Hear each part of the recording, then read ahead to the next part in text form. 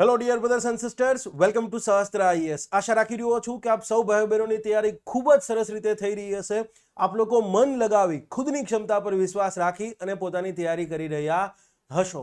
સાહેબ, પહેલા જ દિવસથી તમે કહો છો કે ભાઈ ખુદની ક્ષમતા પર વિશ્વાસ, ખુદની ક્ષમતા પર વિશ્વાસ. હવે તો આવી જ ગયો છે. ક્લિયર છે ને? બસ આ જ વસ્તુ તમારે એક્ઝામ સુધી કન્ટિન્યુ યથાવત રાખવાની છે. ખુદની મહેનત પર, ખુદની ક્ષમતા પર વિશ્વાસ, મા બાપ અને ભગવાનના આશીર્વાદ ઉપર શ્રદ્ધા રાખવાની, અને થોડું ઘણું મેં ભણાવ્યું છે એની ઉપર વિશ્વાસ રાખજો. ઓકે, ઓક્યુપેશનલ સેફ્ટી કોડની આપણે શરૂઆત કરેલ છે.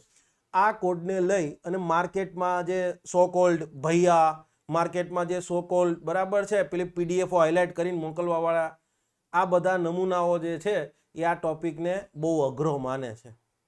બરાબર છે? મને છોકરાઓના તમારામાંથી જ ફોન આવતો, સાહેબ આ ટોપિક બહુ અઘરો છે, આમ છે તેમ છે. તમે 3 લેક્ચર જોયા, આ 3 લેક્ચરમાં તમને ક્યાંય અઘરો લાગ્યો? બરાબર છે? હવે કેવું છે કે સમજવા ઉપર આધાર રાખે. બરાબર છે? માઇનિંગ હોય તો ક્યાં બિલો ગ્રાઉન્ડ કહેવાય, ક્યાં અબોવ ગ્રાઉન્ડ કહેવાય. ક્લિયર છે? તમારા માટે કોઈ ડિફિકલ્ટી નથી. ક્લિયર છે? ઓક્યુપાયર અને એમ્પ્લોયરનો ડિફરન્સ શું છે? તમને ઇન્ટરવ્યુમાં પૂછે ઓક્યુપાયર ને એમ્પ્લોયરનો ડિફરન્સ શું છે, આપણે સમજી ગયા છે. હવે તમને ખ્યાલ આવી જ ગયો હશે.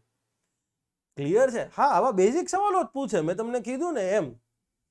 ઓકે, બીજી વસ્તુ કે અગાઉના 3 લેક્ચરોમાં મેં તમને પહેલા લેક્ચરમાં કીધું તું એમ, તમને જોઈને ખ્યાલ આવી જ ગયો હશે. જે જગ્યાએ પ્રશ્ન નીકળી શકે છે સંભવતઃ, એ મેં બધી જગ્યાએ એમસીક્યુ લખીને આપી જ દીધું છે, કે જેથી તમારે રિવિઝન કરવામાં ક્લિયર છે, કોઈ જ એટલે કોઈ તકલીફ ના પડે. તો આ જે સો કોલ્ડ માર્કેટમાં મિથ ફેલાવનાર ચતુર રામલિંગમ છે, ક્લિયર છે, એ બધાને હું પહેલા જ દિવસથી કહું છું કે don't listen to those idiots. Clear છે? સાંભળવાના જ નથી.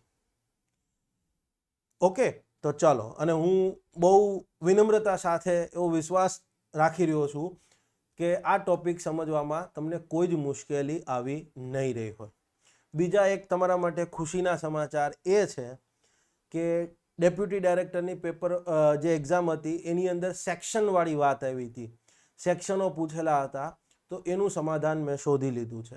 આપણો આ ઓક્યુપેશનલ સેફ્ટીવાળો કોડ પૂરો થાય, 2-3 દિવસ તમે જોઈ લો. ક્લિયર છે? પછી આપણે ક્લિયર છે એનો એક લાઈવ લેક્ચર રાખીશું અને એમાં હું તમને કેટલીક બાબતો કહી દઈશ. બસ એટલું જ ધ્યાન રાખવાનું છે. પેપરનો એક્ઝામ હું તમને લોજિક સાથે કહીશ. ડેપ્યુટી ડાયરેક્ટરનું જે પેપર હતું એના ક્વેશ્ચનો લઈશું અને એ લોજિક ઉપર આપણે ક્લિયર છે બધા જે 15, 13, 14, 15 જે કંઈ પણ ટોપિક છે એ બધામાંથી આપણે ઇમ્પોર્ટન્ટ સેક્શન જે છે એ કયા છે એને એક લિસ્ટ તૈયાર કરી લઈશું. ક્લિયર છે? Yes. Okay, let's begin the show. પહેલા વાત કરીશું, ક્લિયર છે, ચેપ્ટર 2 રજિસ્ટ્રેશન. ચેપ્ટર 2 રજિસ્ટ્રેશનની અંદર આપણે 3 સેક્શન ભણવાના છે. ક્લિયર છે? સેક્શન્સની વાત કરીએ તો 3 સેક્શન છે, 3, 4 એન્ડ 5.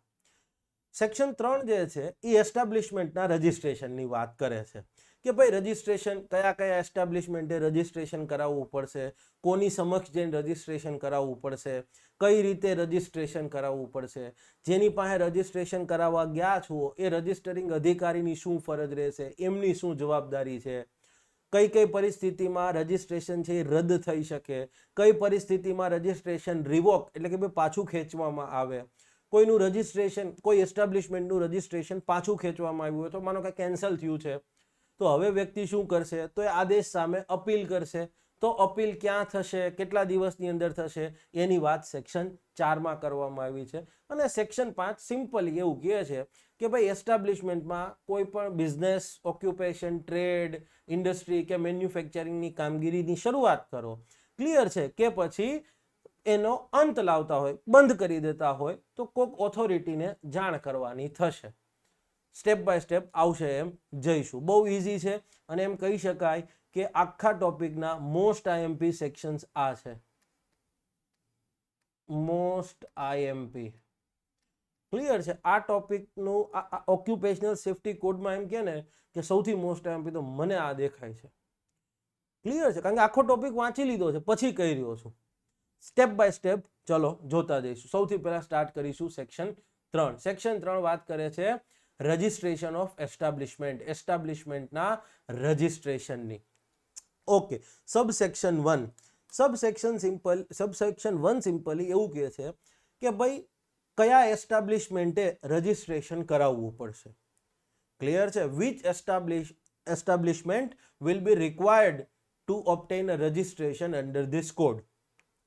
જોઈએ છે શું કહે છે સિમ્પલી, તો કે ભાઈ આ કોડ અમલમાં આવે, અત્યારે તો અમલમાં નથી જ્યારે હું લેક્ચર રેકોર્ડ કરી રહ્યો છું ત્યારે, પણ યસ જ્યારે ક્યારે પણ એની અમલવારીને સરકાર નોટિફાય કરે છે તો અમલવારી પછી અસ્તિત્વમાં આવેલા હોય એવા એસ્ટાબ્લિશમેન્ટ, માનો કે અમલવારી જે છે, જસ્ટ ઉદાહરણ તરીકે આપી રહ્યો છું કે અમલવારી 1 જાન્યુઆરી 2024 રોજ થાય છે, તો અમલવારી બાદ અસ્તિત્વમાં આવ્યા, મતલબ કે ભાઈ જે દિવસ અમલવારીનો છે 1 જાન્યુઆરી 2024, તો એ પછી જેની સ્થાપના થઈ હશે, જે કોઈ પણ એસ્ટાબ્લિશમેન્ટની રચના સ્થાપના 1 જાન્યુઆરી 2024 પછી થઈ હશે એવા એસ્ટાબ્લિશમેન્ટ. જ્યારે પણ સરકાર અમલવારી કરે છે તો કોડની અમલવારી બાદ અસ્તિત્વમાં આવેલા હોય એવા એસ્ટાબ્લિશમેન્ટ અને જેના ઉપર કોડ લાગુ થતો હોય.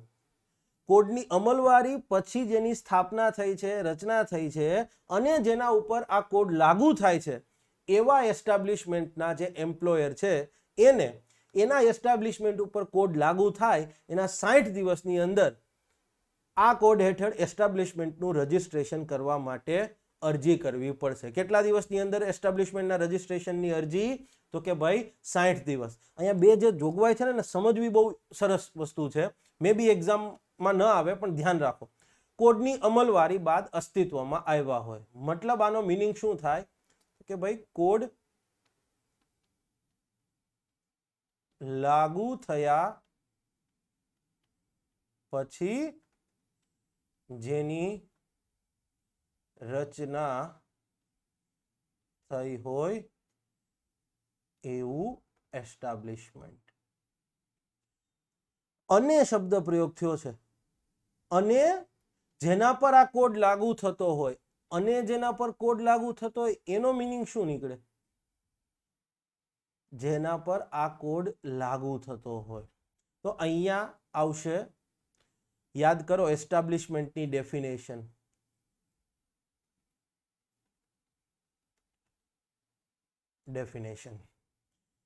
તમને ખ્યાલ આવશે એસ્ટાબ્લિશમેન્ટની ડેફિનેશનની અંદર 4 મુદ્દા હતા.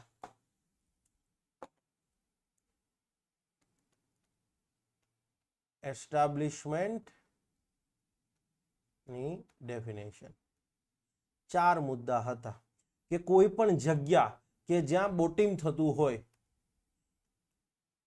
જગ્યા કે જ્યાં બિઝનેસ, ઓક્યુપેશન, ટ્રેડ, ઇન્ડસ્ટ્રી કે મેન્યુફેક્ચરિંગ થતું હોય અને વર્કરો કેટલા? વર્કરો 10 કે તેથી વધુ. યસ, કેટલા વર્કરો રોજગારી હેઠળ હોય? તો કે 10 કે તેથી વધુ વર્કર્સ જ્યાં રોજગારી હેઠળ હોય.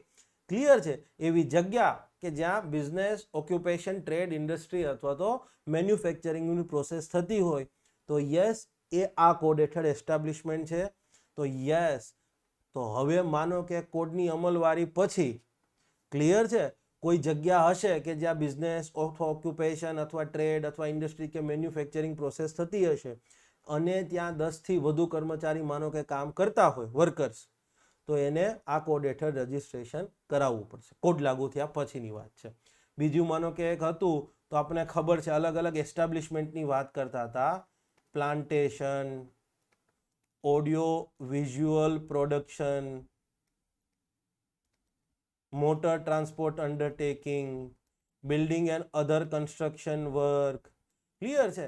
યસ, આના માટે પણ શું હતું? 10 કે તેથી વધુ વર્કરો. યાદ હશે જ તમને. ત્રીજું હતું ફેક્ટરીઓ. મેં અહીંયા એક MCQ કરાયો હતો. ફેક્ટરીઓ માટે કીધું હતું કે ભાઈ એની જે વ્યાખ્યા આપી છે ક્લોઝ W ની અંદર, આ એસ્ટાબ્લિશમેન્ટની ડેફિનેશન ક્યાં આવી હતી? ક્લોઝ V હતો. હા, યસ, સબસેક્શન 2. ક્લિયર છે? Sorry, section 2 subsection 1 clause V હતો. ક્લિયર છે? મે બી યાદ હશે. તો એમાં લખ્યું હતું કે ક્લોઝ ડબલ્યુ હેઠળ ફેક્ટરીની જે વ્યાખ્યા આપી છે એની પરવા કર્યા વગર એને ધ્યાનમાં નથી લેવાનું. ક્લિયર છે? શું કીધું હતું? ફેક્ટરી કે જેના 10 કે તેથી વધુ વર્કરો રોજગારી હેઠળ હોય તો એ ફેક્ટરીઓને આ કોડ હેઠળ એસ્ટાબ્લિશમેન્ટ ગણવામાં આવશે. તો કાલ સવારે આ કોડ લાગુ થઈ જાય કોઈ પણ ડેટ, માનો કે 1 જાન્યુઆરી 2024, તો મેં જસ્ટ ખાલી ઉદાહરણ લીધું છે, થવાનો નથી 1 જાન્યુઆરી 2024 પહેલા. હું માનું છું ત્યાં સુધી નેક્સ્ટ લોકસભા ઇલેક્શન પછી જ આ 4 કોડ લાગુ થશે. યસ, પણ ચાલો માનો કે જે 1 જાન્યુઆરી 2024 ના રોજ લાગુ થઈ જાય છે, તો એના પછી કોઈ ફેક્ટરીની રચના થાય છે અને જો એમાં 10 કે તેથી વધુ વર્કર્સ રોજગારી હેઠળ હશે તો આ કોડ હેઠળ એને એસ્ટાબ્લિશમેન્ટનું એઝ અ એસ્ટાબ્લિશમેન્ટ તરીકે રજીસ્ટ્રેશન કરાવવું જરૂરી છે. અને ચોથો એક પોઈન્ટ હતો ખાણ એન્ડ ડોક વર્ક.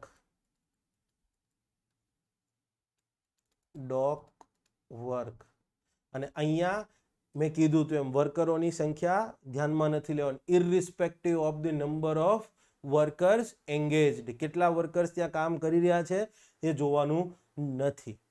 હોપફુલી આટલી વસ્તુ યાદ હશે. તો શું કીધું કે ભાઈ આ કોડની અમલવારી પછી જે કોઈ પણ એસ્ટાબ્લિશમેન્ટ અસ્તિત્વમાં આવ્યા છે અને જો એના ઉપર આ કોડ લાગુ થતો હશે તો એ એસ્ટાબ્લિશમેન્ટના એમ્પ્લોયરે જે દિવસથી એસ્ટાબ્લિશમેન્ટ પર કોડ લાગુ થાય છે એના 60 દિવસની અંદર એસ્ટાબ્લિશમેન્ટનું ક્લિયર છે રજીસ્ટ્રેશન કરાવવું પડશે. એટલીસ્ટ રજીસ્ટ્રેશનની અરજી કરવી પડશે.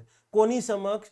તો કે ભાઈ સરકારે જે રજિસ્ટરિંગ ઓફિસર અપોઇન્ટ કર્યા હશે, રજિસ્ટરિંગ અધિકારી, નોંધણી અધિકારીઓ જે તે સરકારે નક્કી કર્યા હશે, ક્લિયર છે, એની સમક્ષ આ અરજી કરવાની થાય. હવે માનો કે કોઈ એસ્ટાબ્લિશમેન્ટનો એમ્પ્લોયર આ કોડ લાગુ થયો, એના પોતાના એસ્ટાબ્લિશમેન્ટ પર જ્યારે કોડ લાગુ થયો, ક્લિયર છે, એના 60 દિવસની અંદર એ અરજી નથી કરી શકતો, તો પણ પછી સરકારે નક્કી કરી હશે એવી એ લેટ ફી ભરશે. એટલે જે તે અધિકારી છે એની અરજી જે છે એ વિચારણા હેઠળ લઈ લેશે કે ભાઈ આને રજીસ્ટ્રેશન કરવું કે ન કરવું. પછી એ પેલા અરજી સ્વીકારી લેવામાં આવે. જસ્ટ લાઈક તમે જીટીયુમાં એક્ઝામનું ફોર્મ ભરતા ભૂલી ગયા હોય તો લેટ ફી ભરીને ફોર્મ ભરી જ શકો છો ને, બસ કાઇન્ડ ઓફ ધેટ. ક્લિયર છે? Yes, okay. હવે આ જે રજીસ્ટ્રેશન માટેની અરજી કહીએ છીએ એ કયા પ્રકારે કઈ મેનરથી કરવાની થાય? ક્લિયર છે? એનું ફોર્મ કેવું હોવું જોઈએ? ક્લિયર છે? જે અરજી કરીએ છીએ એ કઈ મેનરમાં, કયા પ્રકારે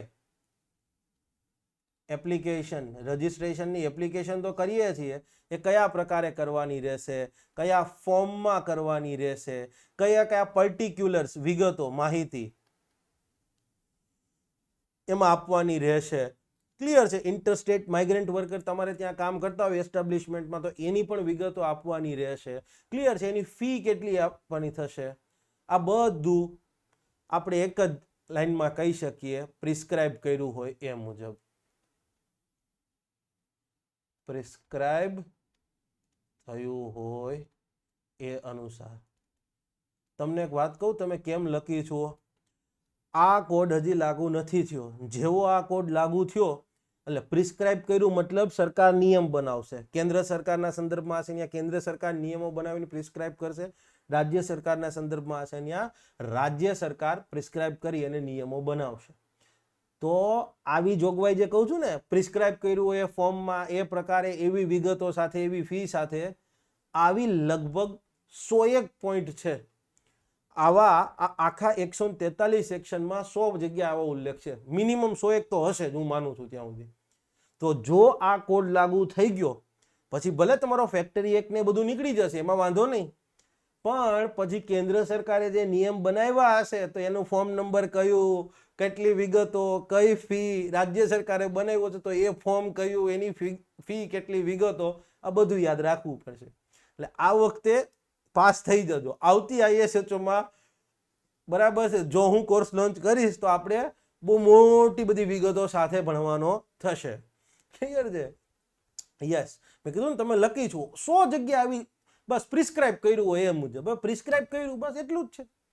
કોઈ જ જગ્યાએ તમારે ફોર્મ યાદ નથી રાખવાનું. કદાચ ક્વેશ્ચન આવે ઓક્યુપેશનલ સેફ્ટી કોડનો કે ભાઈ આમાં ફી કેટલી રહેશે, બરાબર છે, કયા પ્રકારે અરજી કરવાની થશે, તો આ બધાનો જવાબ પ્રિસ્ક્રાઇબ કર્યું હોય એ અનુસાર, કારણ કે નિયમ હજી બહાર પડ્યા નથી. ક્લિયર છે? ઓકે, હવે ચાલો સબસેક્શન 1 મુજબ અરજી કરવાની હતી, એ અરજી કરી દીધી 60 દિવસની અંદર. ક્લિયર છે? સરકારે પ્રિસ્ક્રાઇબ કર્યું છે એ મુજબ ફી, વિગતો અને ફોર્મમાં અરજી કરી દીધી. તો હવે જે તે રજિસ્ટરિંગ અધિકારીની જવાબદારી આવે કે ભાઈ એસ્ટાબ્લિશમેન્ટના રજિસ્ટ્રેશનની અરજી આવે એટલે એ જે તે અધિકારીએ, નોંધણી અધિકારી છે, રજિસ્ટરિંગ ઓફિસર છે, એને એસ્ટાબ્લિશમેન્ટનું રજિસ્ટ્રેશન કરવું જ પડશે. ક્લિયર છે? એને એસ્ટાબ્લિશમેન્ટનું રજિસ્ટ્રેશન કરવું જ પડશે. અને યસ, એને રજિસ્ટ્રેશન થઈ ગયા પછી સર્ટિફિકેટ ઓફ રજિસ્ટ્રેશન પણ ઇસ્યુ કરવું પડશે. બરાબર છે ને? આ સર્ટિફિકેટ ઓફ રજિસ્ટ્રેશન એને ઇલેક્ટ્રોનિક માધ્યમથી ઇસ્યુ કરવું પડશે. રૂબરૂની કોઈ જવાની જરૂરિયાત જ નથી. ડિજિટલ ટેકનોલોજીનો આપણે ઉપયોગ કરી રહ્યા છીએ. ક્લિયર છે? રજિસ્ટ્રેશન, અરજી આવી, રજિસ્ટ્રેશન કરી દેવાનું અને ઇલેક્ટ્રોનિક માધ્યમથી જેને સર્ટિફિકેટ ઓફ રજિસ્ટ્રેશન જે છે, બરાબર છે, યસ, એ ઇસ્યુ કરી દેવાનું. ઓકે, હવે આ જે સર્ટિફિકેટ ઓફ રજિસ્ટ્રેશન ઇસ્યુ કરે છે એ તો કે કેન્દ્ર સરકારે પ્રિસ્ક્રાઇબ કર્યું હોય, ક્લિયર છે, એ મુજબ હોવું જોઈએ. કેન્દ્ર સરકારે પ્રિસ્ક્રાઇબ કર્યું એ ફોર્મની અંદર, ક્લિયર છે, એટલા સમયની અંદર એને ઇસ્યુ કરવું પડશે અને એવી શરતોને આધીન રહી અને ઇસ્યુ કરવું પડશે. તો તમને એમ થાય કે સાહેબ અહીંયા જે અધિકારી હશે રજિસ્ટ્રેશન જેની સમક્ષ કરવા માટેની અરજી આપણે કરતા હશું, એને એસ્ટાબ્લિશમેન્ટને રજિસ્ટર કરવું જ પડે. હા, કરવું જ પડશે. એને એસ્ટાબ્લિશમેન્ટને રજિસ્ટર કરવું જ પડશે. અને જે સરકારે સમય મર્યાદા નક્કી કરી છે એ સમય મર્યાદાની અંદર એને રજિસ્ટ્રેશન કરવું પડશે. અને યસ, એને પછી સર્ટિફિકેટ ઓફ રજિસ્ટ્રેશન ઇસ્યુ કરીને આપવું પડશે. ક્લિયર છે? હવે સરકારી નોકરીમાં પેલા જેવી જેમ કે બધા કહેતા ને જલસા છે, જલસા નથી. જોવો આગળ શું આવે છે. સરકારે નક્કી કરેલી જે સમય મર્યાદા છે, અલગ અલગ એસ્ટાબ્લિશમેન્ટ માટે અલગ હશે. ખાણ માટે અલગ હશે, ડોક વર્ક માટે અલગ હશે, ફેક્ટરી માટે અલગ હશે, પ્લાન્ટેશન માટે અલગ હશે. ક્લિયર છે? મોટર ટ્રાન્સપોર્ટ અંડરટેકિંગ માટે અલગ અલગ હશે. પણ સરકારે નક્કી કરેલી, કેન્દ્ર સરકારે નક્કી કરેલી જે સમય મર્યાદા છે, એ સમય મર્યાદાની અંદર આ જે તે રજિસ્ટરિંગ અધિકારી એસ્ટાબ્લિશમેન્ટનું રજિસ્ટ્રેશન કરવામાં નિષ્ફળ જાય છે, અથવા તો એ અરજી વિચારણા હેઠળ જ નથી લેતો, અરજીને ધ્યાન પર જ નથી લેતો કે ભાઈ લાવો જોઈ લે અરજીમાં શું છે ને શું નહીં, એ જ નથી કરતો, રજિસ્ટ્રેશન કરવામાં નિષ્ફળ ગયો છે. ક્લિયર છે? અથવા તો અરજી એ વિચારણા હેઠળ જ નથી લેતો કે ભાઈ જોતો જ નથી અરજી. તો હવે તો કેન્દ્ર સરકારે જે તે એસ્ટાબ્લિશમેન્ટ માટે જેટલા દિવસોની સમય મર્યાદા નક્કી કરી હશે એ સમય મર્યાદા પૂર્ણ થાય એટલે પછી એસ્ટાબ્લિશમેન્ટનું, ક્લિયર છે, રજિસ્ટ્રેશન છે એ આપમેળે થયેલું ગણાશે. બરાબર છે? Establishment shall deemed to have been registered under this code. એ જો સમય મર્યાદામાં એને ન કર્યું રજિસ્ટ્રેશન અથવા નિષ્ફળ જાય છે તો પછી, ક્લિયર છે, આપમેળે એસ્ટાબ્લિશમેન્ટ રજિસ્ટર થયેલું ગણાશે. અને યસ, આપમેળે જેને સર્ટિફિકેટ ઓફ રજિસ્ટ્રેશન જનરેટ થઈ અને મળી જશે. કે લો ભાઈ, માનો કે 60 દિવસની મર્યાદા નક્કી કરી, જસ્ટ ઉદાહરણ તરીકે, તો 90 દિવસની મર્યાદા નક્કી કરી, એટલી બધી તો હશે નહીં, બરાબર છે? ચલો 30 દિવસની મર્યાદા નક્કી કરી, તો 30 દિવસની અંદર પેલો અધિકારી છે એ ધ્યાન પર નથી લેતો કે હા ભાઈ ચાલો ઓકે આપી દેવામાં આવે છે, અથવા તો એ કન્સિડર જ ફેલ જાય છે, નિષ્ફળ જાય છે, તો આપમેળે ઇસ્યુ થઈ જશે. અને અહીંયા સરકારી અધિકારી બચતો નથી. ક્લિયર છે? રજિસ્ટરિંગ અધિકારી જો એ નિષ્ફળ ગયો એપ્લિકેશન કન્સિડર કરવામાં અથવા તો પછી એસ્ટાબ્લિશમેન્ટનું રજિસ્ટ્રેશન કરવામાં, તો યસ, એને નિષ્ફળતા માટે જવાબદાર ગણવામાં આવશે.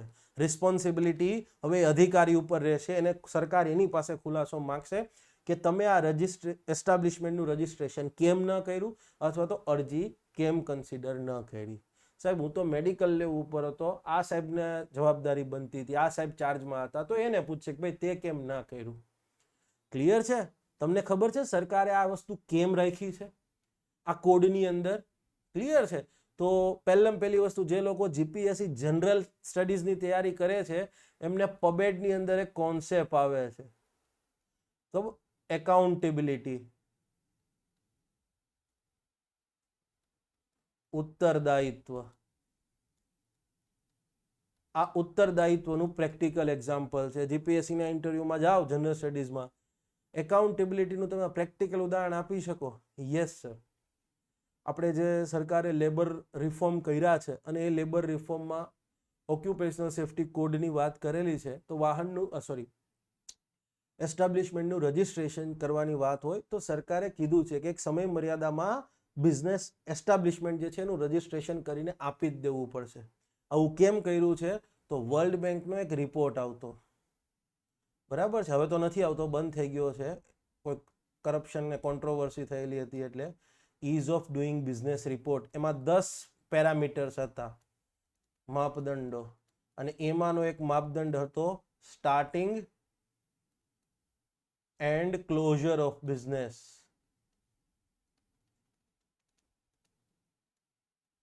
બિઝનેસ શરૂ કરવો અને બિઝનેસ બંધ કરવો.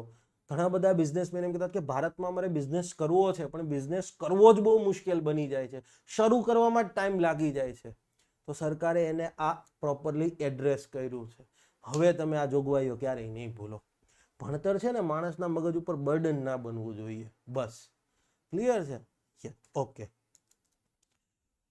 ચાલો, આટલી તો વાત થઈ ગઈ. રજિસ્ટ્રેશન થઈ ગયું, જે તે અધિકારીની જવાબદારીની એ બધી વાત તો પૂરી થઈ ગઈ. ઓકે, એસ્ટાબ્લિશમેન્ટનું રજિસ્ટ્રેશન થઈ ગયું, પ્રોપર બિઝનેસ એ ચાલુ છે. હવે માનો કે ભવિષ્યમાં ક્યારેય પણ એ એસ્ટાબ્લિશમેન્ટ જે છે એની ઓનરશિપમાં બદલાવ થાય,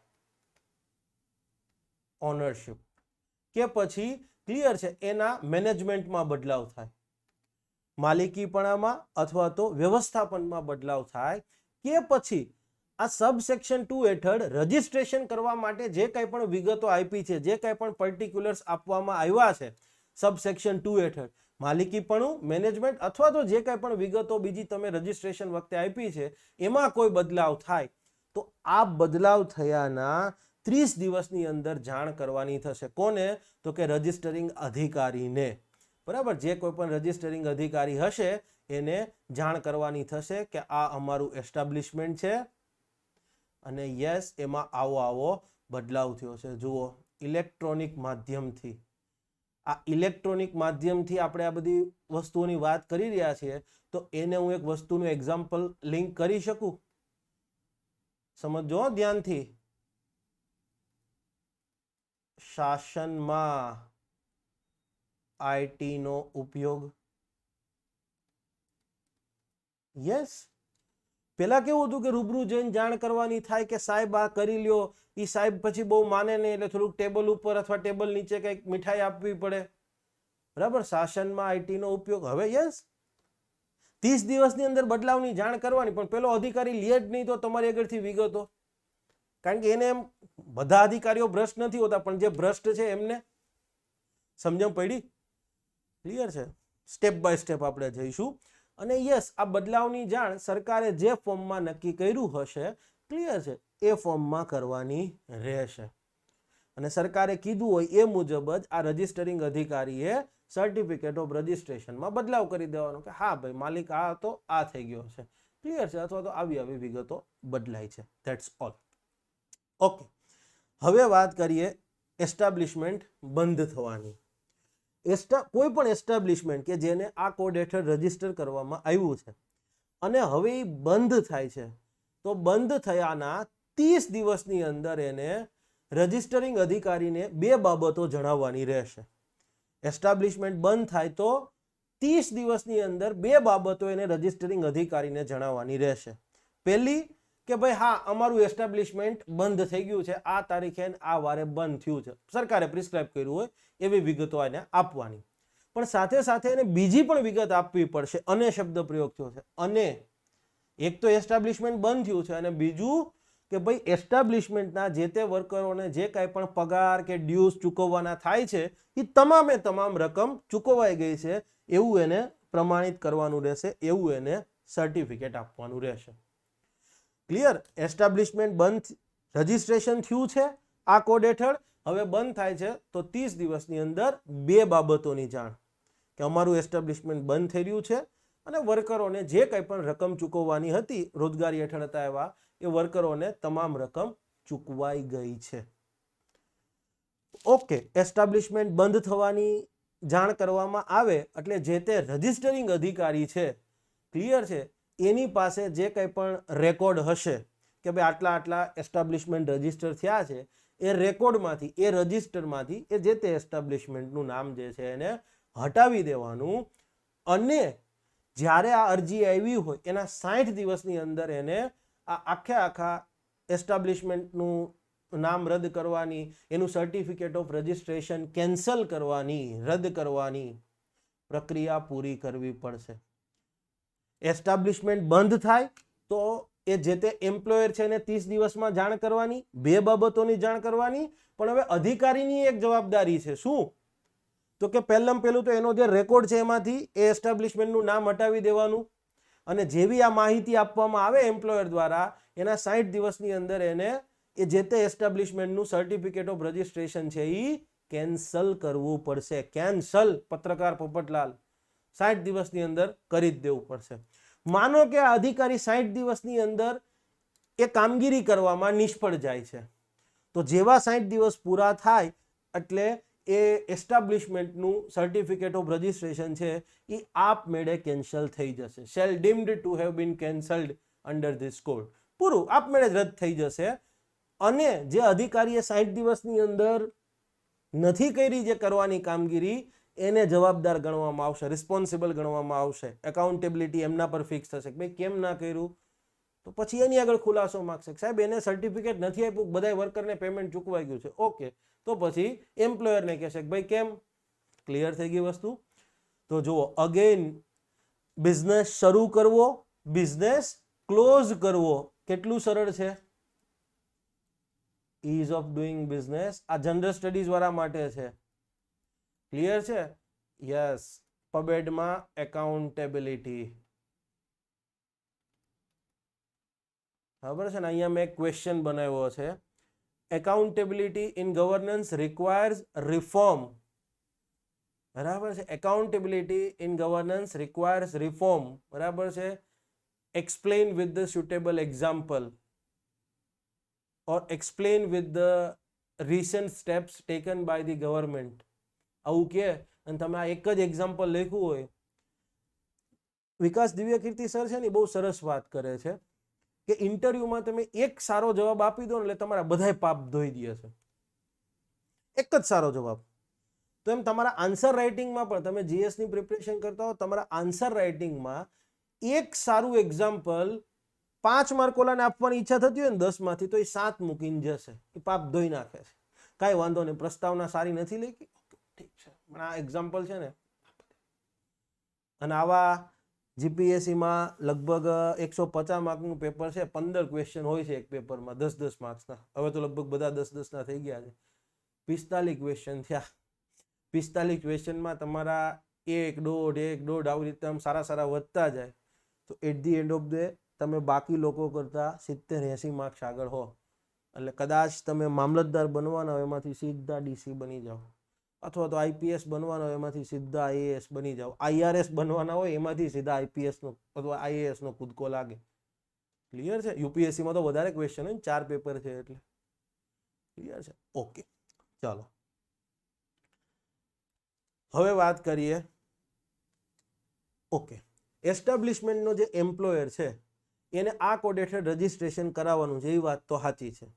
પણ હવે માનો કે એને ખોટી વિગતો બતાવીને રજિસ્ટ્રેશન કરાવ્યું હોય, અથવા તો કેટલાક તથ્યો જે છે એને છુપાવીને, કેટલાક ફેક્ટ્સ જે છે, મટીરિયલ ફેક્ટ્સ જે છે, વાસ્તવિક તથ્યો છે એને છુપાવીને, suppression of the material fact.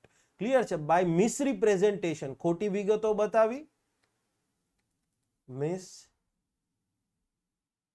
Representation of fact, કે પછી suppression of fact. Material facts લખ્યું છે પણ એ તમારે નહીં, તમે એવું યાદ રાખો, કાં તો ખોટી વિગત બતાવી હશે, કાં તો સાચી વિગતો હશે, એ છુપાવી અને એને રજિસ્ટ્રેશન કરાવ્યું હશે. અથવા તો માનો કે, અથવા તો એને કોઈ ફ્રોડ કરીને, ગેરરીતિ કરી, એને કોઈ ફ્રોડ કરી અને એસ્ટાબ્લિશમેન્ટનું રજિસ્ટ્રેશન કરાવ્યું હશે. કે પછી ચોથો કેસ, એનું જે રજિસ્ટ્રેશન છે, certificate of registration, A establishment શરૂ રાખવા માટે બિન ઉપયોગી થઈ ગયું હોય અથવા તો બિન અસરકારક થઈ ગયું હોય. Unused or ઇનઇફેક્ટિવ.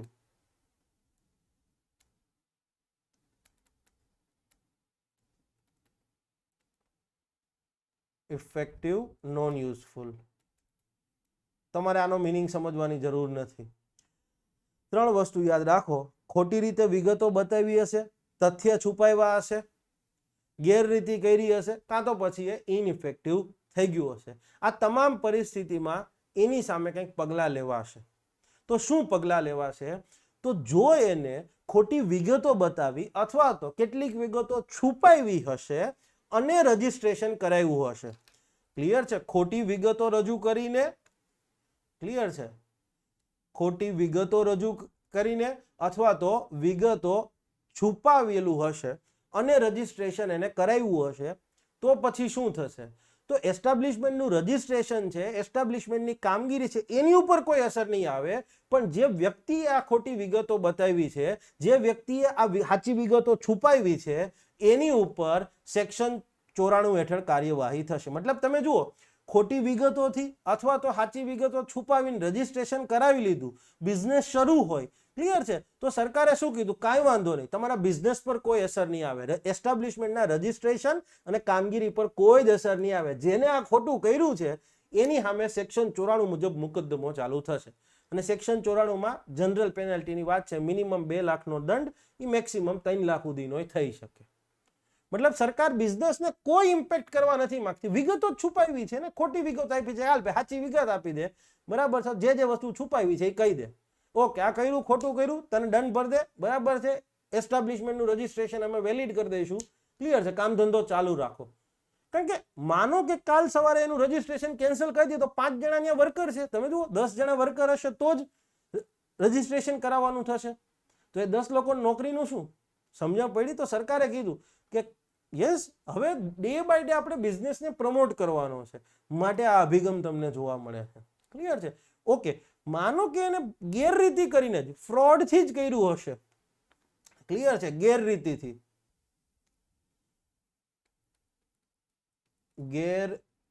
ગેરરીતિથી રજીસ્ટ્રેશન કરાવેલ હોય, કોઈક ફ્રોડ જ કર્યું છે અને ફ્રોડથી જ રજીસ્ટ્રેશન કર્યું છે, અથવા તો એનું રજીસ્ટ્રેશન ઇનઇફેક્ટિવ થઈ જાય છે, અસરકારક રહેતું જ નથી, તો હવે એ જે તે એસ્ટાબ્લિશમેન્ટનો એમ્પ્લોયર હશે એને રજીસ્ટરિંગ અધિકારી એક તક આપશે કે ભાઈ તે આ ગેરરીતિથી કર્યું છે, તારો પક્ષ શું છે એ જણાવ. એમ કે નાના સાહેબ મેં કોઈ ગેરરીતિ નથી કરી, જોઈ લો આ બધા ડોક્યુમેન્ટ વેલિડ છે. તો વેલિડ હોય તો ઠીક છે, અને જો એના વેલિડ ડોક્યુમેન્ટ નહીં હોય તો પછી જે તે રજીસ્ટરિંગ અધિકારી છે એ એસ્ટાબ્લિશમેન્ટનું રજીસ્ટ્રેશન છે એને શું કરશે? રિવોક કરી લેશે, પાછું ખેંચી લેશે. એક પ્રકારે કેન્સલ જ થઈ જાય. ક્લિયર છે? રિવોક, પાછું ખેંચી લેવામાં આવે ટેમ્પરરી, કે ભાઈ હવે આ એસ્ટાબ્લિશમેન્ટનું રજીસ્ટ્રેશન પાછું ખેંચી લેવામાં આવે છે. પાછું ખેંચી લેવામાં આવે એટલે પછી શું થાય કે એસ્ટાબ્લિશમેન્ટ આગળ કોઈ કામગીરી ન કરી શકે. કાઇન્ડ ઓફ કેન્સલ, પણ એક્ઝેક્ટ કેન્સલ ન કહી શકાય, બટ યસ ટેમ્પરરી બેઝિસ ઉપર જાણે રજીસ્ટ્રેશન છે જ નહીં એવી અસર આવે. પણ એ તો બહુ લોની પાર્ટ થઈ જશે, આપણે કોઈ ધ્યાન નથી લેવાનું. ક્લિયર છે? પણ હા, અહીંયા યાદ રાખવું જરૂરી છે કે 4 કિસ્સા કીધા, ખોટી વિગતો રજૂ કરી કે પછી સાચી વિગતો છુપાવી, મિસરિપ્રેઝન્ટેશન ઓફ ફેક્ટ કે પછી સપ્રેશન ઓફ ફેક્ટ. તો એસ્ટાબ્લિશમેન્ટના રજીસ્ટ્રેશન કે કામગીરી પર અસર નથી આવતી. જે તે એમ્પ્લોયર હશે એને સેક્શન 94 મુજબ મુકદ્દમો શરૂ કરવામાં આવશે. પણ જો ગેરરીતિથી આચર્યું હશે, ગેરરીતિ કરી અને રજીસ્ટ્રેશન મેળવવું હશે, અથવા તો માનો કે એનું રજીસ્ટ્રેશન ઇનઇફેક્ટિવ થઈ ગયું છે, તો એને પોતાનો પક્ષ રજૂ કરવાની તક આપશે.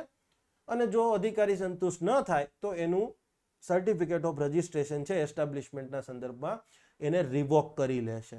અને યસ, આ રિવોકેશનની કામગીરી પણ જેવી અધિકારીને ખબર પડે કે ભાઈ આને ખોટી રીતે રજીસ્ટ્રેશન કરાવ્યું છે ગેરરીતિથી, અથવા તો આનું લાયસન્સ ઇનઇફેક્ટિવ થઈ ગયું છે, ખબર પડી એના 60 દિવસની અંદર, ક્લિયર છે, એ રજીસ્ટરિંગ અધિકારીએ કામગીરી પૂરી કરવાની થશે. તો આ પણ એક MCQ બની શકે. જો એને એ લોકોને પેપર અઘરું કાઢવું હશે, કન્ફ્યુઝન કરવું હશે, તો આ વસ્તુ કહેશે.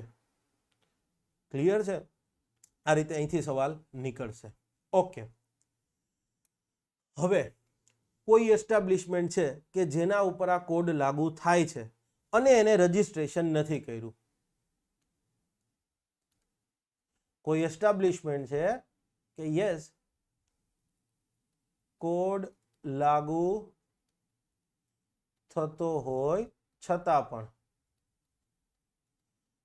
પણ માનો કે એને એમ્પ્લોયરે એસ્ટાબ્લિશમેન્ટનું રજીસ્ટ્રેશન નથી કરાવ્યું, અથવા તો ક્લિયર, પહેલા એક કામ કરીએ, એસ્ટાબ્લિશમેન્ટ જે છે એની ઉપર આ કોડ લાગુ થાય છે, ક્લિયર છે, તો એને રજીસ્ટ્રેશન કરાવવું પડશે. હવે માનો કે આ રજીસ્ટ્રેશન કરાવેલ જ નથી, એને કોડ એની ઉપર લાગુ થયો, બરાબર છે, એટલે એને 60 દિવસમાં રજીસ્ટ્રેશનની કામગીરી કરવી પડે, અરજી કરી દેવી પડે, પણ એ નથી કરાવતો તો હવે એને નથી કરાવ્યું, 60 દી પૂરા થઈ ગયા, એટલે હવે એ એસ્ટાબ્લિશમેન્ટમાં કોઈ પણ એમ્પ્લોયને રોજગારી પર રાખી શકશે નહીં. આ MCQ પૂછાઈ શકે. એવું કે ભાઈ ઓક્યુપેશનલ સેફ્ટી કોડ લાગુ થતો હોય એવા કોઈ એસ્ટાબ્લિશમેન્ટ માટે એમ્પ્લોયરે રજીસ્ટર જ ન કરાવે અથવા તો કોડ હેઠળ એનું રજીસ્ટ્રેશન નથી કરાવતો, તો હવે પછી સ્પેસ મૂકી દેવામાં આવ્યો, તો સિમ્પલી એ કોઈ પણ એમ્પ્લોયને રોજગારી હેઠળ રાખી શકશે નહીં. ઓકે, પછી તો કે ભાઈ સબસેક્શન 5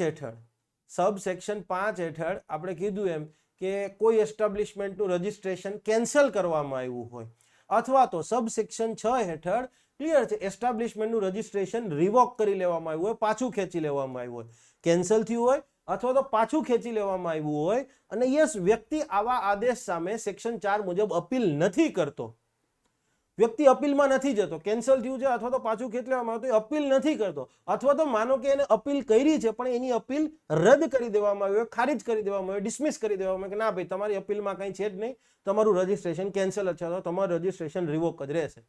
ક્લિયર છે? Licence certificate of registration cancel થયું છે અથવા તો રિવોક કરી દેવામાં આવ્યું છે, તો કોઈ અપીલ નથી કરી, અને માનો કે અપીલ કરી છે તો એ અપીલને રદ કરી દેવામાં આવી છે. આવી પરિસ્થિતિમાં પણ એ જે તે એસ્ટાબ્લિશમેન્ટનો એમ્પ્લોયર હશે એ બીજા એક પણ એમ્પ્લોયને હવે રોજગારી પર રાખી શકશે નહીં. ક્લિયર છે? પહેલાના કાયદાઓ હતા ને બહુ એટલે બહુ સ્ટ્રિક્ટ હતા. હવે શું કીધું, લોકોને રોજગારી પર નહીં રાખી શકો. ક્લિયર? તો આ વાત હતી સેક્શન 3 ની. ઓકે, હવે સિમ્પલ વસ્તુ છે. હવે તમને એમ થાય કે સાહેબ કોઈ ફેક્ટરી છે, ફેક્ટરી ધારો કે 2015 સ્થાપના થઈ છે. હવે 2015 સ્થાપના થઈ છે તો સ્વાભાવિક છે કે ફેક્ટરી એક્ટ હેઠળ જ એનું રજીસ્ટ્રેશન હશે. ફેક્ટરીઝ એક્ટ 1948 હેઠળ રજીસ્ટ્રેશન થયું હશે, રાઈટ?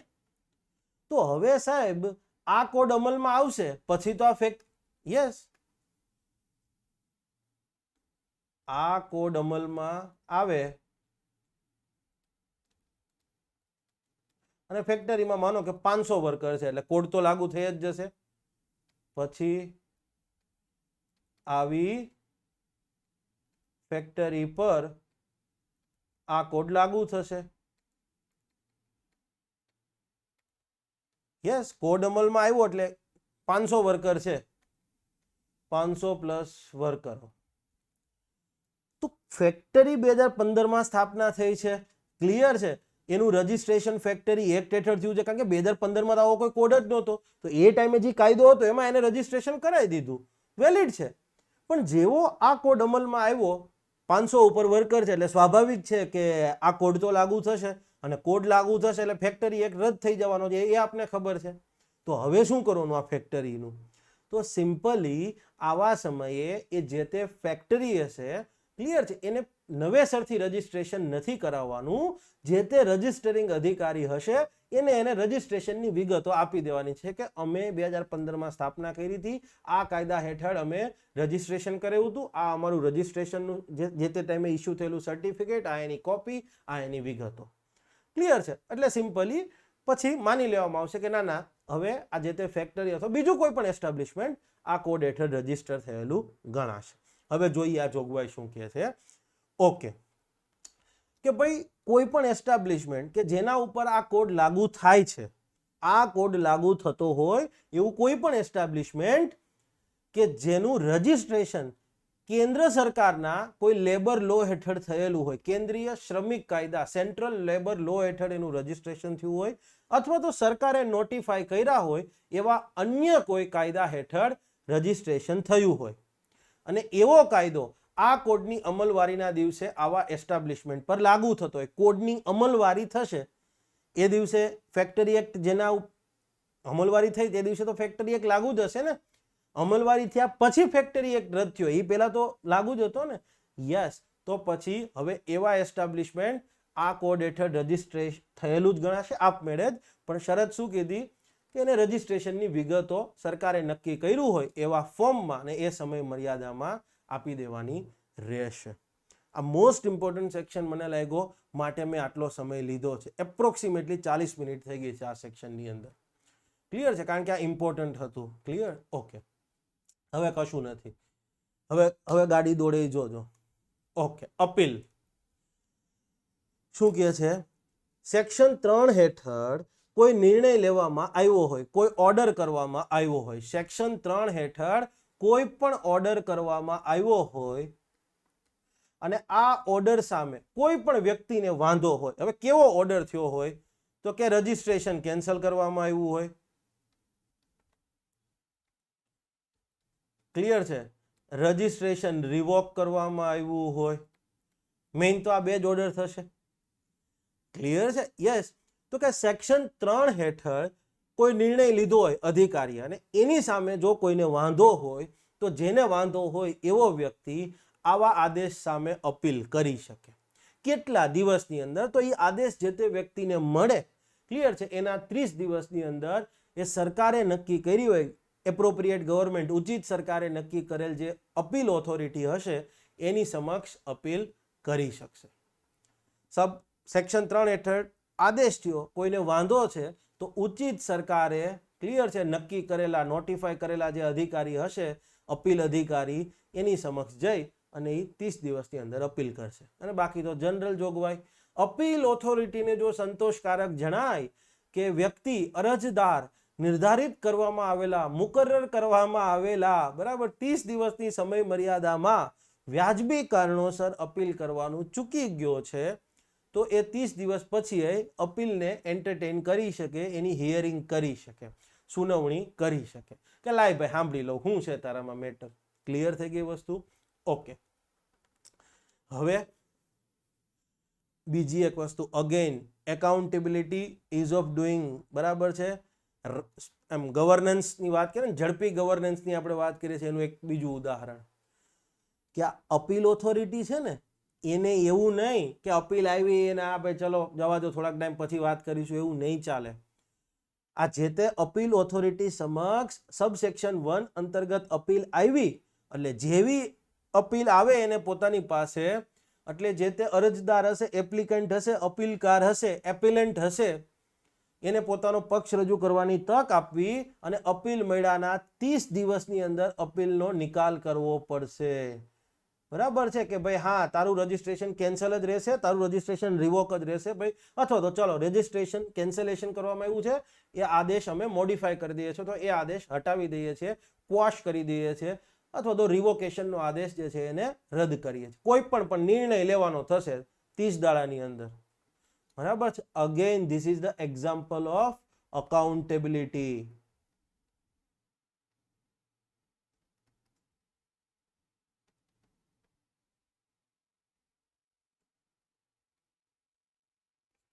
ડેપ્યુટી ડાયરેક્ટરની પરીક્ષા પૂરી થઈ ને પછી આપણે લોકોએ એક પીડીએફ આપી કે જુઓ ભાઈ અમે આ ભણાવ્યું છે ને એમાં અમારામાંથી કવર થયું છે. આપણે ક્યાંય એવો દાવો નથી કર્યો કે અમારામાંથી ભણાવવામાં આવે છે. ક્લિયર છે? કવર કીધું કે ભાઈ અમે ભણાવ્યું છે, જીપીએસસી જે એના એસ્પિરન્ટ્સ પાસેથી અપેક્ષા રાખે એ મુજબ અમે ભણાવીએ છીએ અને એમાં અમારો કોઈ જ એટલે કોઈ જ એવી અભિમાન કરવાની વાત નથી. ઉપરવાળાની જે કૃપા છે અને વિદ્યાર્થીઓનો વિશ્વાસ છે એનું જ આ પરિણામ છે, મા બાપના આશીર્વાદ છે. ઓકે. પણ કેટલાક નમૂનાઓ જે છે, બરાબર છે, એ એવું કહે છે કે તો સાહેબ કાયદામાંથી પૂછાણું ને, કાયદા તમે ક્યાં બનાવ્યા? તો મેં કીધું આ બધી પરીક્ષાઓમાં પૂછાય છે જે કંઈ પણ સિલેબસ એમાં તો બંધારણ આવે છે, બંધારણ તો તમે બનાવવા ગયા હતા. આમ તો એ નવરા લોકોનું કંઈ કામ જ નથી ભગવાન એમને ટેલિગ્રામમાં જ આ વાક યુદ્ધ છેડતા રાખે આખી જિંદગી, બસ તમે ટેલિગ્રામમાં જ રહ્યો અને અમે અમારા છોકરાઓને ભણાવી અને બરાબર છે, યસ, છોકરાઓનું ભવિષ્ય બનાવીએ અને સાથે સાથે અમારું પણ ભવિષ્ય બનાવીએ, શું કામ ન બનાવીએ. અને એક જણાએ તો એવું કીધું કે તમે કાયદા થોડા બનાવ્યા છે, મેં ભગવાનને ન્યાન્યા પ્રાર્થના કરી કે મારા આ મિત્રની ઈચ્છા જે છે ભગવાન પૂરી કરે, મને પણ ભગવાન એક દિવસ દેશમાં લો મેકર બનાવે, બરાબર છે, હુ નોઝ. તો ભગવાન આવા ખરેખર હિતેચ્છુઓ જે છે, ટીકાકાર હિતેચ્છુઓ, એમની પણ આશા પૂર્ણ કરે. અને એ ટેલિગ્રામમાં જ રહી, આ જ રીતે આખી જિંદગી એ ટેલિગ્રામમાં જ આ રીતે એમ કહેવાય ને કે પોતાનું યુદ્ધ શરૂ રાખે, કે જેથી આજે અર્પણ પટેલ છે, 5 વર્ષ પછી કોઈ બીજી વ્યક્તિ હશે, બરાબર છે, એમને આ રીતે મોટિવેટ કરતા રહીએ. મારા જેવા શિક્ષકને મોટિવેટ કરતા રહેશે, મારા જેવો શિક્ષક જે વિદ્યાર્થીઓને સારું ભણાવતો રહેશે, જેન્યુઅન વિદ્યાર્થી પાસ થતા રહેશે, અને એમને આ જ કરવાનું છે. ભગવાન એમને સદાય ટેલિગ્રામમાં રાખે, આપણે એવી પ્રાર્થના કરીએ. Okay, section 5 slip of tongue શું કહે છે? સેક્શન 5 વેરી ઇન્ટરેસ્ટિંગ, બરાબર છે. કઈ છે એની આમાં? નોટિસ બાય એમ્પ્લોયર, એમ્પ્લોયર દ્વારા નોટિસ શેની? કમેન્સમેન્ટ. કમેન્સમેન્ટ એટલે શરૂઆત કરવી.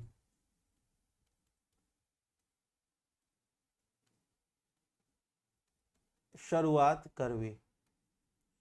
સેસેશન, સેસેશન એટલે અંત કરવો, બંધ કરવું, બંધ કરવું કે અંત લાવવો. ઓપરેશન્સ, કામગીરી. ક્લિયર છે? નોટિસ બાય એમ્પ્લોયર, એમ્પ્લોયર દ્વારા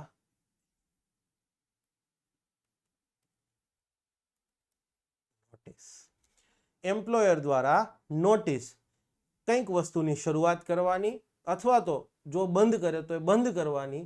શું? તો કે કામગીરીની શરૂઆત કરે. હવે ચો કામગીરી કરવાની થાય? તો સિમ્પલ એવું કહે છે કે કોઈ પણ એસ્ટાબ્લિશમેન્ટનો એમ્પ્લોયર હોય,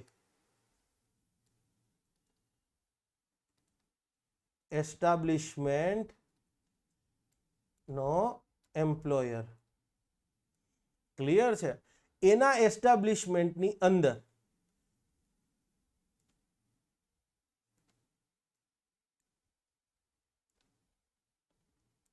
business, bottom, occupation, trade, industry કે manufacturing, business, occupation, trade, manufacturing, industry and manufacturing, clear છે, એની કામગીરી શરૂ કરે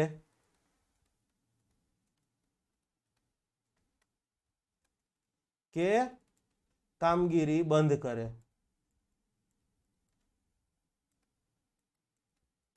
આ શરૂ કરવાની અને બંધ કરવાની જાણ જે છે, શરૂ કરવાની અને બંધ કરવાની જાણ કરવાની થશે.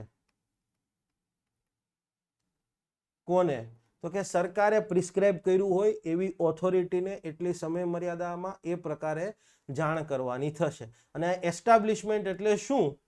એસ્ટાબ્લિશમેન્ટમાં કોનો સમાવેશ થાય? તો સિમ્પલી ફેક્ટરી, ખાણ,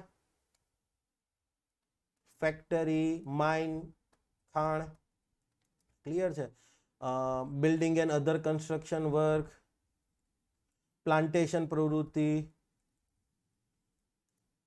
અન્ય એસ્ટાબ્લિશમેન્ટ, જે કાંઈ પણ ઓડિયો વિઝ્યુઅલ પ્રોડક્શન લઈ લો, તમે મોટર ટ્રાન્સપોર્ટ અંડરટેકિંગ લઈ લો, બધું આવી ગયું.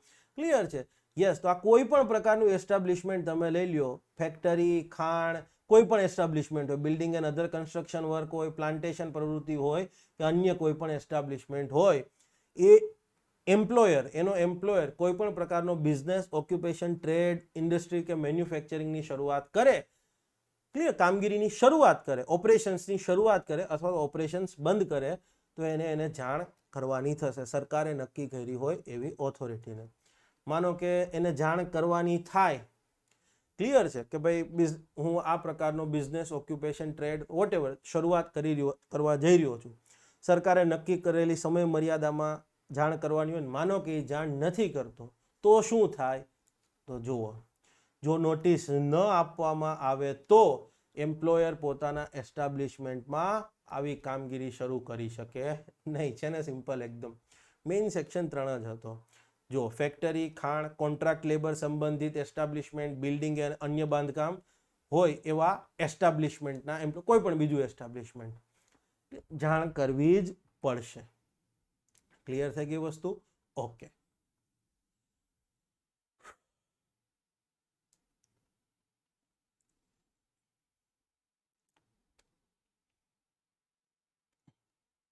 બંધ કરે, હાઇલાઇટ નહોતું કરવાનું, લાલ. ઓકે, બંધ કરે.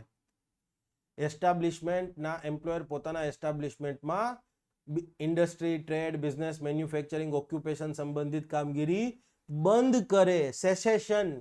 ક્લિયર છે? તો પણ એને નોટિસ આપવાની રહેશે. અને આ જે કંઈ પણ નોટિસ આપવાની થશે એ ઇલેક્ટ્રોનિક માધ્યમથી આપવાની થશે. આમાં ઘણી વખત આવા ઇઝી સવાલો પણ પૂછી નાખે છે કે એસ્ટાબ્લિશમેન્ટનો ઓક્યુપાયરે ઓપરેશન્સના સેસેશન અથવા તો કમેન્સમેન્ટની જાણકારી કઈ રીતે આપવાની થશે. આવા બહુ ઇઝી સવાલો. તો આપણે છે ને ધ્યાન રાખવાનું છે કે હાથી જતો રહે અને પૂંછડી ના રહી જાય. ક્લિયર? ઓકે.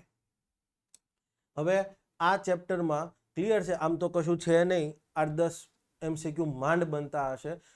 હું જેટલું કહું, જે પ્રકારે કહું એટલું જ યાદ રાખવાનું છે, બીજું કાંઈ યાદ રાખવાનું નથી. આ આખું ગોખવાવાળું ચેપ્ટર છે અને ગોખવામાં કંઈ એવું નથી કે જે રોકેટ સાયન્સ હોય. જેટલું હું કહું ને એટલું જ એ પ્રકારે જ યાદ રાખવાનું છે. બરાબર છે? બીજું કાંઈ એટલે કાંઈ તમારે જોવાનું નથી. પહેલો સેક્શન 6, ડ્યુટીઝ ઓફ એમ્પ્લોયર. એમ્પ્લોયરની ફરજો જોજો, કેવી કેવી ફરજો એમ્પ્લોયર ઉપર આપણે કીધી છે, ધ્યાનથી સમજજો.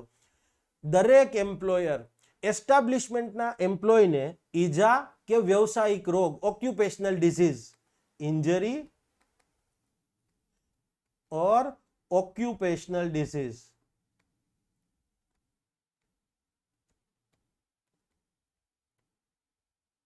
ક્લિયર છે?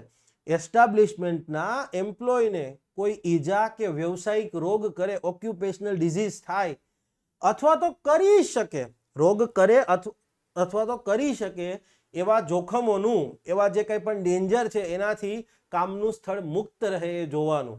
એના એસ્ટાબ્લિશમેન્ટમાં ક્લિયર છે, વર્કર, એના જે એમ્પ્લોય છે એને કોઈ ઈજા થાય અથવા તો કોઈ ઓક્યુપેશનલ ડિસીઝ થાય અથવા તો થઈ શકે એ પ્રકારનું કોઈ જોખમ હોય તો એ જોખમથી એનું કામનું સ્થળ જે છે એ મુક્ત રહેવું જોઈએ, એને એ જોખમ હટાવી દેવાનું. પછી તો કે આ કોડના સેક્શન 18 હેઠળ કે પછી આ કોડના બીજા કંઈ પણ રૂલ્સ, રેગ્યુલેશન્સ, બાયલોઝ, ક્લિયર છે, કે કોઈ આદેશ હેઠળ ઓક્યુપેશનલ સેફ્ટીના જે સ્ટાન્ડર્ડ્સ જાહેર કરવામાં આવ્યા છે એ સ્ટાન્ડર્ડ્સનું પાલન કરવું પડશે. સરકારે નક્કી કર્યું હોય એ મુજબ એને એન્યુઅલી હેલ્થ એક્ઝામિનેશન કરાવવાનું થશે. ક્લિયર છે? આ કાંઈ વસ્તુ યાદ રાખવાની જરૂર નથી. સેક્શન 18 જે છે એ આપણે બહુ ડિટેલમાં ભણવાના છીએ. ક્લિયર છે? સેક્શન 18 જે છે એ બેઝિકલી કેન્દ્ર સરકારને એક સત્તા આપે છે કે ભાઈ દેશમાં ઓક્યુપેશનલ સેફ્ટી અને હેલ્થના સ્ટાન્ડર્ડ્સ શું હશે એ બાબતે જે સ્ટાન્ડર્ડ્સ નોટિફાઈ કરવાની સત્તા જે છે એ સેક્શન 18માં ભારત સરકારને આપવામાં આવી છે. નેક્સ્ટ લેક્ચરમાં એને બહુ ડિટેલમાં ભણવાના છીએ. ક્લિયર? જોઈશું. ચાલો. અને આ વસ્તુ કોઈ યાદ રાખવાની જરૂર નથી, હું જસ્ટ ખાલી એક સમજાવવાના ભાગરૂપે સમજાવી રહ્યો છું. ક્લિયર છે? જુઓ, એમ્પ્લોયર આરોગ્ય માટે સલામત હોય અને કોઈ પણ પ્રકારનો ભય ન હોય એ પ્રકારનું વર્કિંગ એન્વાયરમેન્ટ શક્ય હોય એ હદે પૂરું પાડશે. એકચ્યુઅલી આ નહીં આવે. ક્લિયર છે? અહીં કહી દીધું છે કે દરેક એમ્પ્લોયર આરોગ્ય માટે સલામત હોય, સેફ હોય, કોઈ પણ પ્રકારનો ભય ના હોય એ પ્રકારનું વર્કિંગ એન્વાયરમેન્ટ શક્ય હોય ત્યાં સુધી પૂરું પાડશે. એના એસ્ટાબ્લિશમેન્ટમાં ઈ વેસ્ટ સહિત જે કંઈ પણ કચરો નીકળે છે, જોખમી કચરો, હાનિકારક કચરો, એનો યોગ્ય રીતે નિકાલ કરશે. ક્લિયર છે? અને F ઇમ્પોર્ટન્ટ છે. શું છે? Appointment certificate. એસ્ટાબ્લિશમેન્ટમાં કોઈ પણ એમ્પ્લોય જે છે એને નિયુક્ત કરવામાં આવે છે, અપોઇન્ટ કરવામાં આવે છે, તો યસ એને એ જે તે એમ્પ્લોયને અપોઇન્ટમેન્ટ સર્ટિફિકેટ આપવું પડશે. એસ્ટાબ્લિશમેન્ટની અંદર કોઈ પણ એમ્પ્લોયને અપોઇન્ટ કરવામાં આવે છે, નોકરી પર રાખવામાં આવે છે, તો યસ એને નિયુક્તિ પત્ર ઇસ્યુ કરશે. સરકાર આજકાલ નિયુક્તિ પત્રો ઇસ્યુ કરે છે ને, તો કીધું કે ભાઈ તમારે નિયુક્તિ પત્રો ઇસ્યુ કરવા પડશે. અને આ નિયુક્તિ પત્રની અંદર સરકારે કીધી હોય એવી માહિતી હોવું જોઈએ ને એવા ફોર્મમાં જ આ નિયુક્તિ પત્ર હોવું જોઈએ. બરાબર છે. પણ આ તો બધી વસ્તુ કોડ અમલમાં આવે પછીની વાત. કોડ અમલમાં આવે, જે તે એસ્ટાબ્લિશમેન્ટ પર આ કોડ લાગુ થાય તઈ વાત કરી છે ને. તો જુઓ, બીજા જૂના માટે શું આપણે કીધું એમ જૂની ફેક્ટરીઓ અથવા જૂના કઈ ઓડિયો વિઝ્યુઅલ પ્રોડક્શન વાળા છે, બરાબર છે, યશરાજ છે, કરણ જોહર વાળું છે, આપણે કીધું તું એમ, બરાબર. લેટ્સ સે for example Prakash Jha production છે, અથવા તો માનો કે કોઈ ખાણ છે, building and other construction worker છે, તો એના માટે શું આ કોડ અમલમાં આવે ત્યારે અથવા તો તેની પૂર્વે જો કોઈ એસ્ટાબ્લિશમેન્ટમાં નિયુક્તિ પત્ર ઇસ્યુ કરવામાં નથી આવ્યા, કોડ અમલમાં આવ્યો હોય અથવા તો એના પૂર્વે જો કોઈ પણ એસ્ટાબ્લિશમેન્ટમાં શું કીધું અપોઇન્ટમેન્ટ સર્ટિફિકેટ, ક્લિયર છે, નિયુક્તિ પત્ર ઇસ્યુ કરવામાં નથી આવ્યા, તો જે દિવસે આ કોડ લાગુ થાય એના 3 મહિનાની અંદર આ અપોઇન્ટમેન્ટ સર્ટિફિકેટ ઇસ્યુ કરવા પડશે. અને સરકારને એનો ડેટા આપી દેવાનો, જેથી સરકાર કહી શકે કે અમે આટલા કરોડ રોજગારીનું કીધું હતું, અમે તો આટલા કરોડ રોજગારી આપી છે એ કે. ક્લિયર છે? યસ. કોઈ નિયુક્તિ પત્ર એટલે બસ બીજું કઈ છે આ જ પર્પઝ છે, બીજો કઈ એમાં પર્પઝ નથી. અને કોઈ બી સરકારો હોય. ઓકે, પછી નથી જરૂર, જસ્ટ ખાલી વાંચી રહીએ છીએ કે ભાઈ કામના સ્થળે આરોગ્ય અને સલામતી માટે જે કંઈ પણ સુવિધા કરવામાં આવી છે, જે કંઈ પણ ફેસિલિટીઝ પૂરી પાડવામાં આવી છે, ક્લિયર છે, ઓક્યુપેશનલ ડિઝીઝના ડિટેક્શન માટે જે કોઈ પણ બીજી વ્યવસ્થા કરવામાં આવી છે, તો એ વ્યવસ્થા બદલ એમ્પ્લોય પાસેથી કોઈ જ ચાર્જ વસૂલ કરવામાં આવશે નહીં. આ એચની જોગવાઈ છે એ આપણે કરવાની જરૂરિયાત નથી. સબસેક્શન 2 ની અંદર ક્લિયર છે, ફેક્ટરી, ખાણ, dock work, building and other construction work, plantation વર્કના સંદર્ભમાં વિશેષ જવાબદારીઓની વાત છે, કોઈ જ કરવાની જરૂર નથી. આ કરવાની જરૂર નથી. એક MCQ હતો નિયુક્તિ પત્રનો. ક્લિયર છે? કોડ લાગુ થયા પછી કોઈ એસ્ટાબ્લિશમેન્ટની રચના થાય તો એ તો આપશે જ, પણ જે લોકોએ ભૂતકાળમાં નથી આપ્યું એને કોડ લાગુ થયા એટલે 3 મહિનાની અંદર આપી જ દેવાનું. ક્લિયર છે? Okay. Duties and responsibility of owner, agent and manager in relation to mine. મેં પહેલા લેક્ચરથી કીધું કે ખાણની વાત આવશે ને તો ત્યાં 3 વ્યક્તિઓ મહત્વના છે: ખાણનો માલિક, ખાણનો એજન્ટ અને ખાણનો મેનેજર. સેક્શન 67 હેઠળ અપોઇન્ટ થતો. આ વારંવાર મેં કીધું છે. ક્લિયર છે ને? આ યાદ રાખજો. તો એની શું જવાબદારી છે? તો અહીંયા પણ 3 સબસેક્શન છે. સબસેક્શન 2 અને 3 આપણે કરવાના જરૂર નથી. ખાણના સંદર્ભમાં જેટલું હું કહું એટલું જ કરવાનું છે. આ બી નથી કરવાનું અને આ પણ નથી કરવાનું. ક્લિયર છે? બિલકુલ નથી કરવાનું. તો સબસેક્શન 1 ની અંદર શું કહેવામાં આવ્યું છે? 7.1 શું કહે છે? તો કે ભાઈ ખાણનો જે માલિક છે, એનો એજન્ટ છે અથવા તો એનો જે મેનેજર છે, એને લઈ અને જે વાત કરી છે, તો પહેલા તો ખાણના માલિક અને એજન્ટની જ વાત છે. અત્યારે હજી મેનેજરની ભૂમિકા નથી. તો ખાણનો માલિક અને મેનેજર છે એ ખાણના સંબંધમાં કેટલીક કામગીરી કરવા માટે સંયુક્તપણે કે અને વ્યક્તિગત રૂપે જવાબદાર રહેશે. શું? તો કે ભાઈ ખાણના સંદર્ભમાં જે કંઈ પણ ફાઇનાન્શિયલ જોગવાઈ કરવાની છે એ જોગવાઈ કરવાની.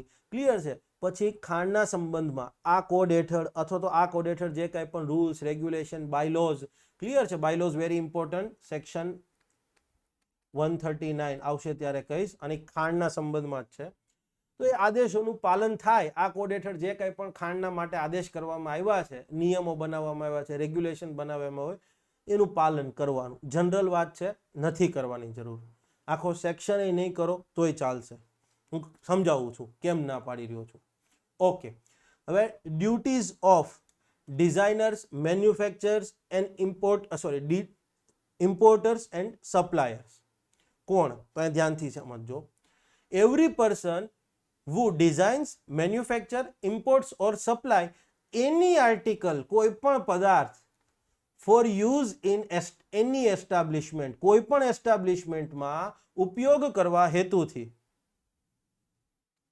કોઈ પણ આ પણ કરવાનો નથી હો ભાઈ, એસ્ટાબ્લિશમેન્ટમાં ઉપયોગ કરવાના હેતુથી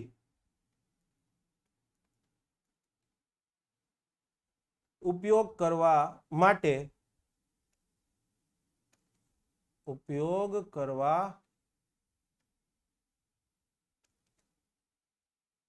માટે કોઈ પણ પદાર્થનું શું કીધું ડિઝાઇન કરતો હોય, કોઈ પણ પદાર્થનું ઉત્પાદન કરતો હોય, બનાવટ, કોઈ પણ પદાર્થની આયાત કરતો હોય કે ઇવન કોઈ પણ પદાર્થ સપ્લાય કરતો હોય.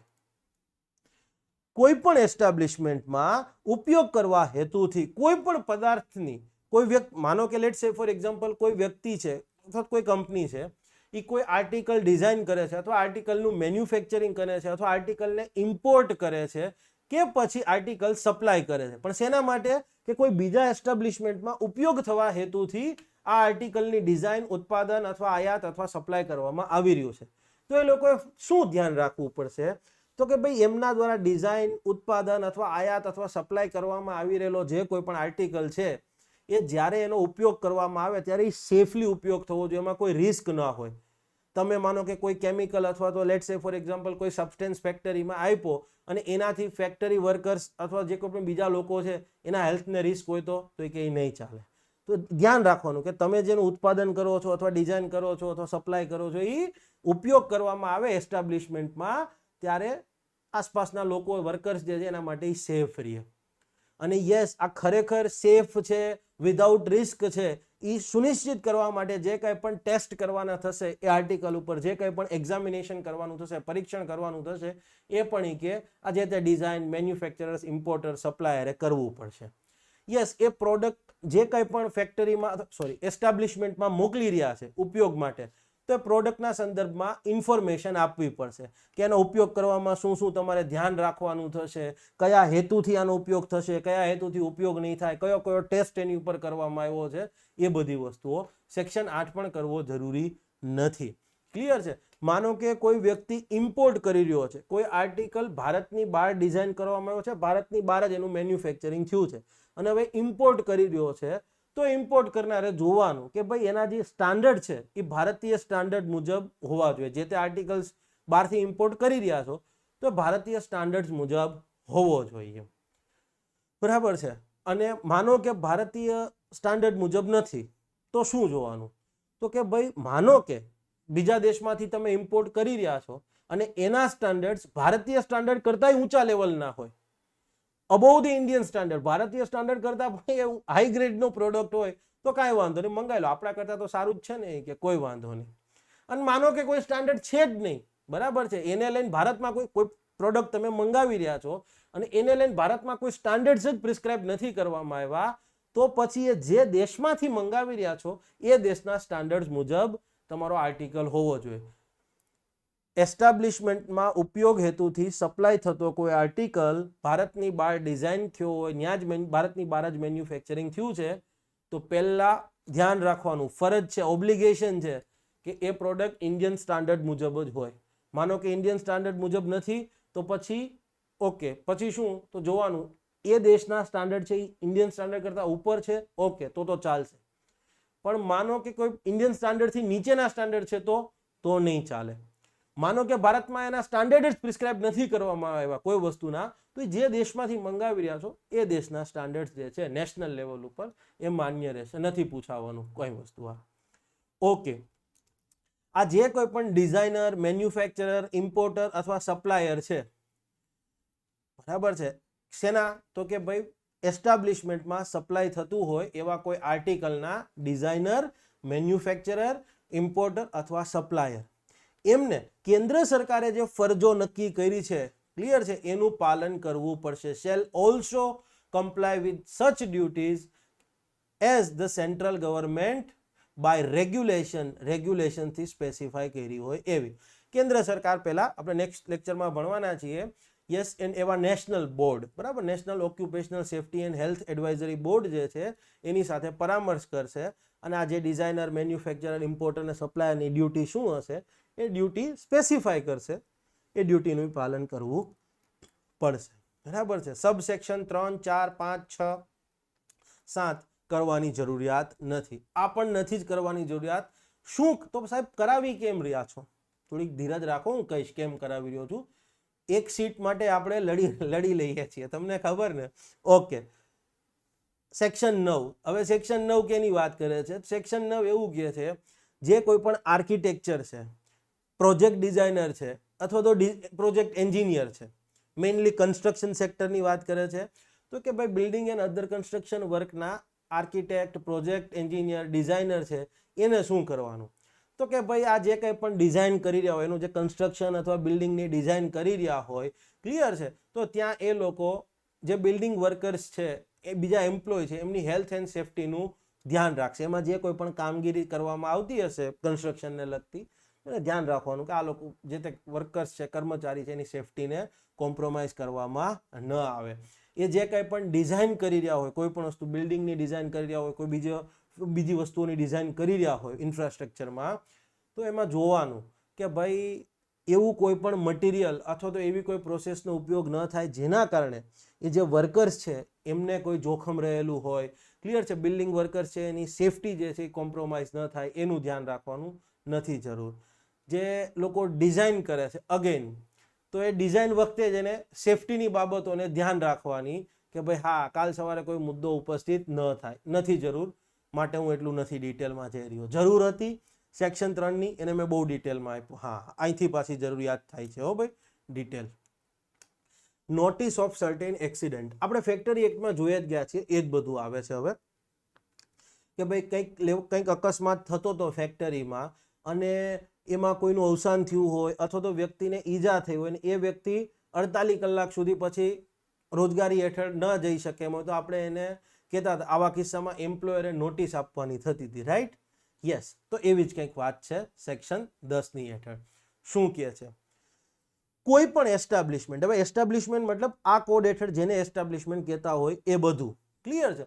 કોઈ પણ એસ્ટાબ્લિશમેન્ટમાં અકસ્માત થાય, એક્સિડન્ટ થાય અને આ એક્સિડન્ટ થવાને લીધે કોઈનું અવસાન થાય, એક્સિડન્ટ થવાને લીધે ક્લિયર છે કોઈની ડેથ થાય, અવસાન થાય, અથવા તો કોઈને શારીરિક ઈજા થાય અને આ શારીરિક ઈજા એટલી ગંભીર હોય કે ઈજા થયા પછીના એ તરત જ પછીના જે 48 કલાક અથવા એનાથી વધુ સમય માટે એ રોજગારી પર આવી શકે એમ નથી. રોજગારી ઈજા ગંભીર હોય તો ન જ થઈ શકે ને.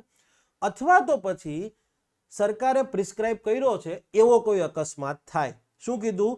એસ્ટાબ્લિશમેન્ટમાં અકસ્માત થાય અને એ અકસ્માતમાં ક્લિયર કોઈ વ્યક્તિનું અવસાન થાય અથવા તો કોઈ વ્યક્તિને કોઈ ગંભીર શારીરિક ઈજા થાય છે કે એના લીધે વ્યક્તિ અકસ્માત થયાના તરત જ પછીના 48 કલાક કે એનાથી વધુ સમયગાળા માટે રોજગારી પર આવી શકતો નથી.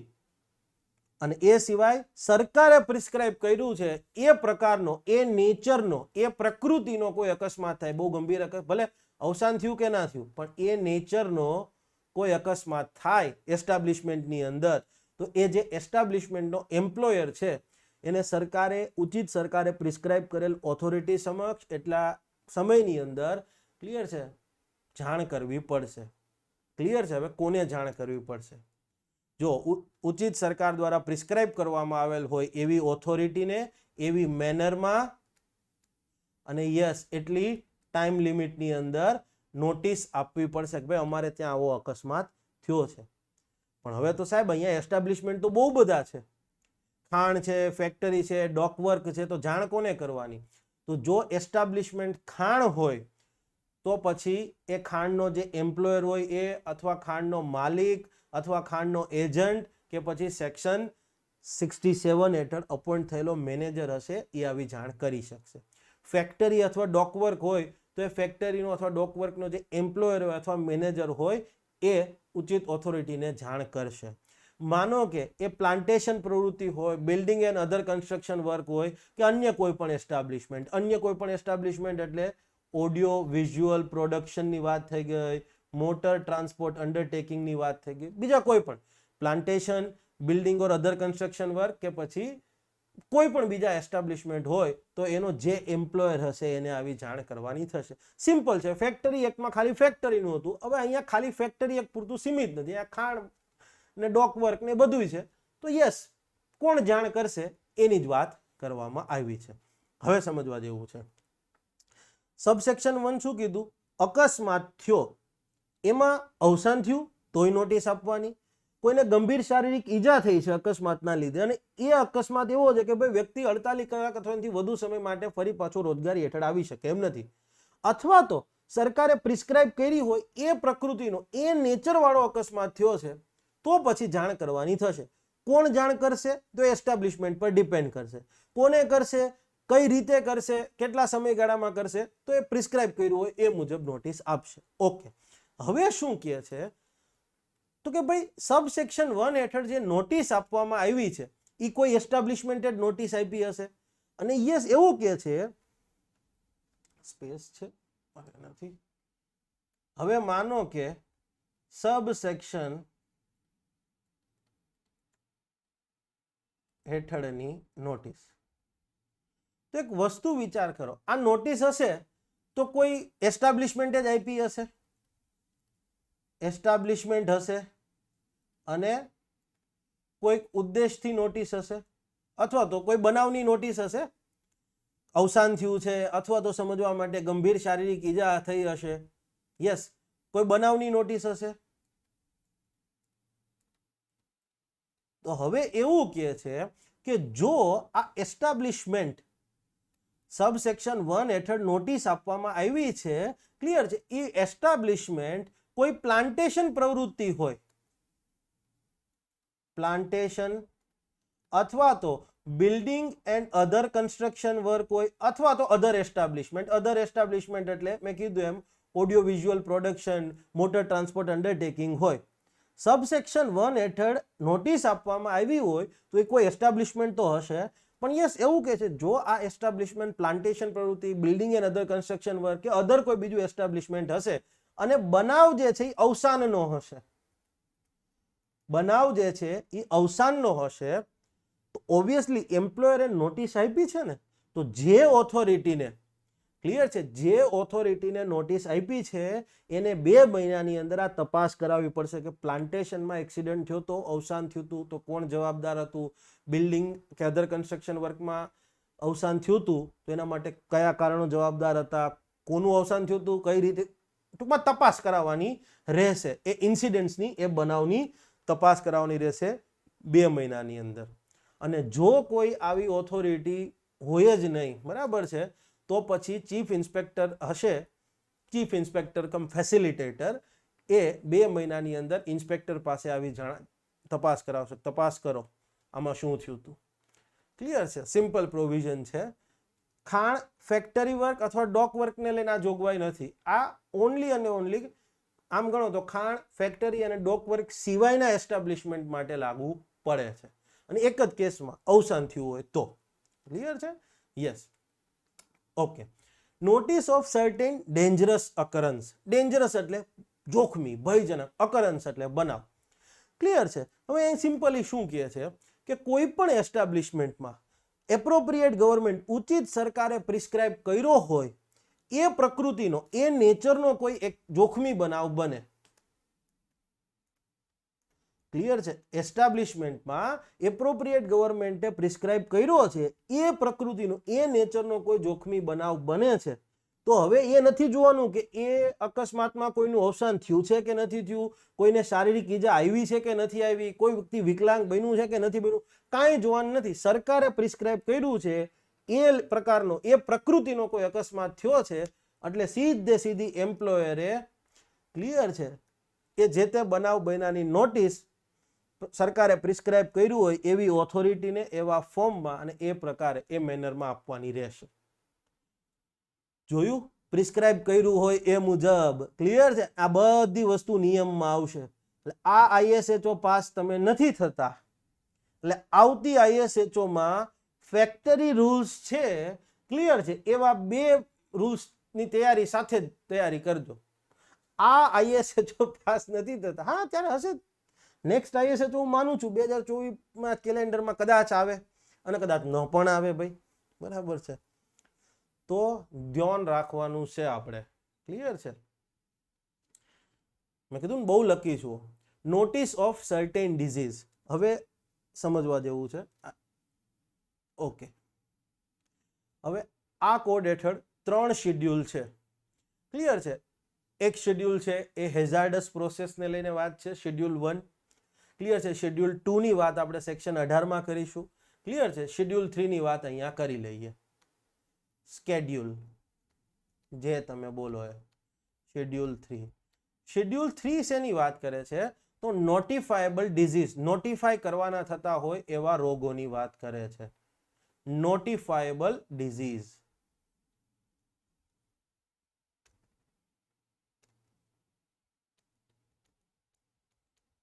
નોટિફાયેબલ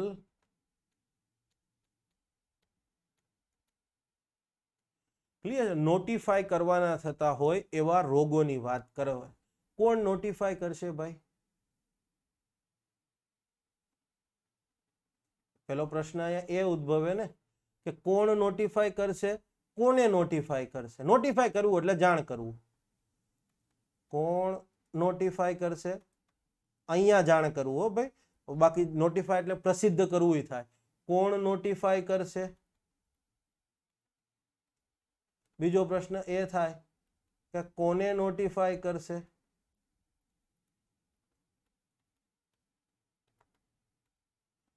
કોણ નોટિફાય કરશે અને કોને નોટિફાય કરશે? તો કોણ નોટિફાય કરશે એમાં બે વ્યક્તિ આવે છે, બરાબર છે. એસ્ટાબ્લિશમેન્ટનો એમ્પ્લોયર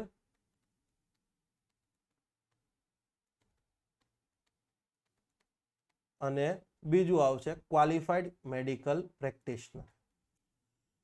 ક્વોલિફાઈડ મેડિકલ પ્રેક્ટિશનર છે. 12(1) જે છે ક્લિયર છે એ વાત કરે છે એસ્ટાબ્લિશમેન્ટના એમ્પ્લોયરને લઈને. 12(2) જે છે એ વાત કરે છે ક્વોલિફાઈડ મેડિકલ પ્રેક્ટિશનરને લઈને. શેડ્યુલ 3 ની અંદર ક્લિયર છે લગભગ 18 29 એક્ઝેક્ટ મને યાદ નથી, જોવા પડશે, ખોટું નહીં બોલું. 29 જેટલા રોગોનો ઉલ્લેખ છે.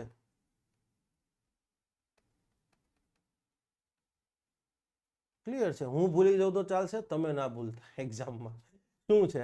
ક્લિયર છે. સિમ્પલી એવું કહે છે કે ભાઈ એસ્ટાબ્લિશમેન્ટમાં કામ કરી રહેલો, એસ્ટાબ્લિશમેન્ટમાં રોજગારી હેઠળ છે એવો કોઈ પણ વર્કર શેડ્યુલ 3 માં ઉલ્લેખ છે એવા કોઈ પણ રોગથી પ્રભાવિત થાય, એવા કોઈ પણ રોગથી ઇન્ફેક્ટેડ થાય છે, ચેપગ્રસ્ત એવો કોઈ ચેપ લાગે છે, એટલે એસ્ટાબ્લિશમેન્ટના એમ્પ્લોયરે ઉચિત સરકારે પ્રિસ્ક્રાઇબ કરી હોય એવી ઓથોરિટી એવા ફોર્મની અંદર અને એવી સમય મર્યાદામાં એને નોટિસ આપવાની થશે, જાણ કરવાની થશે કે અમારો આ વર્કર આ રોગથી ગ્રસ્ત થયો છે.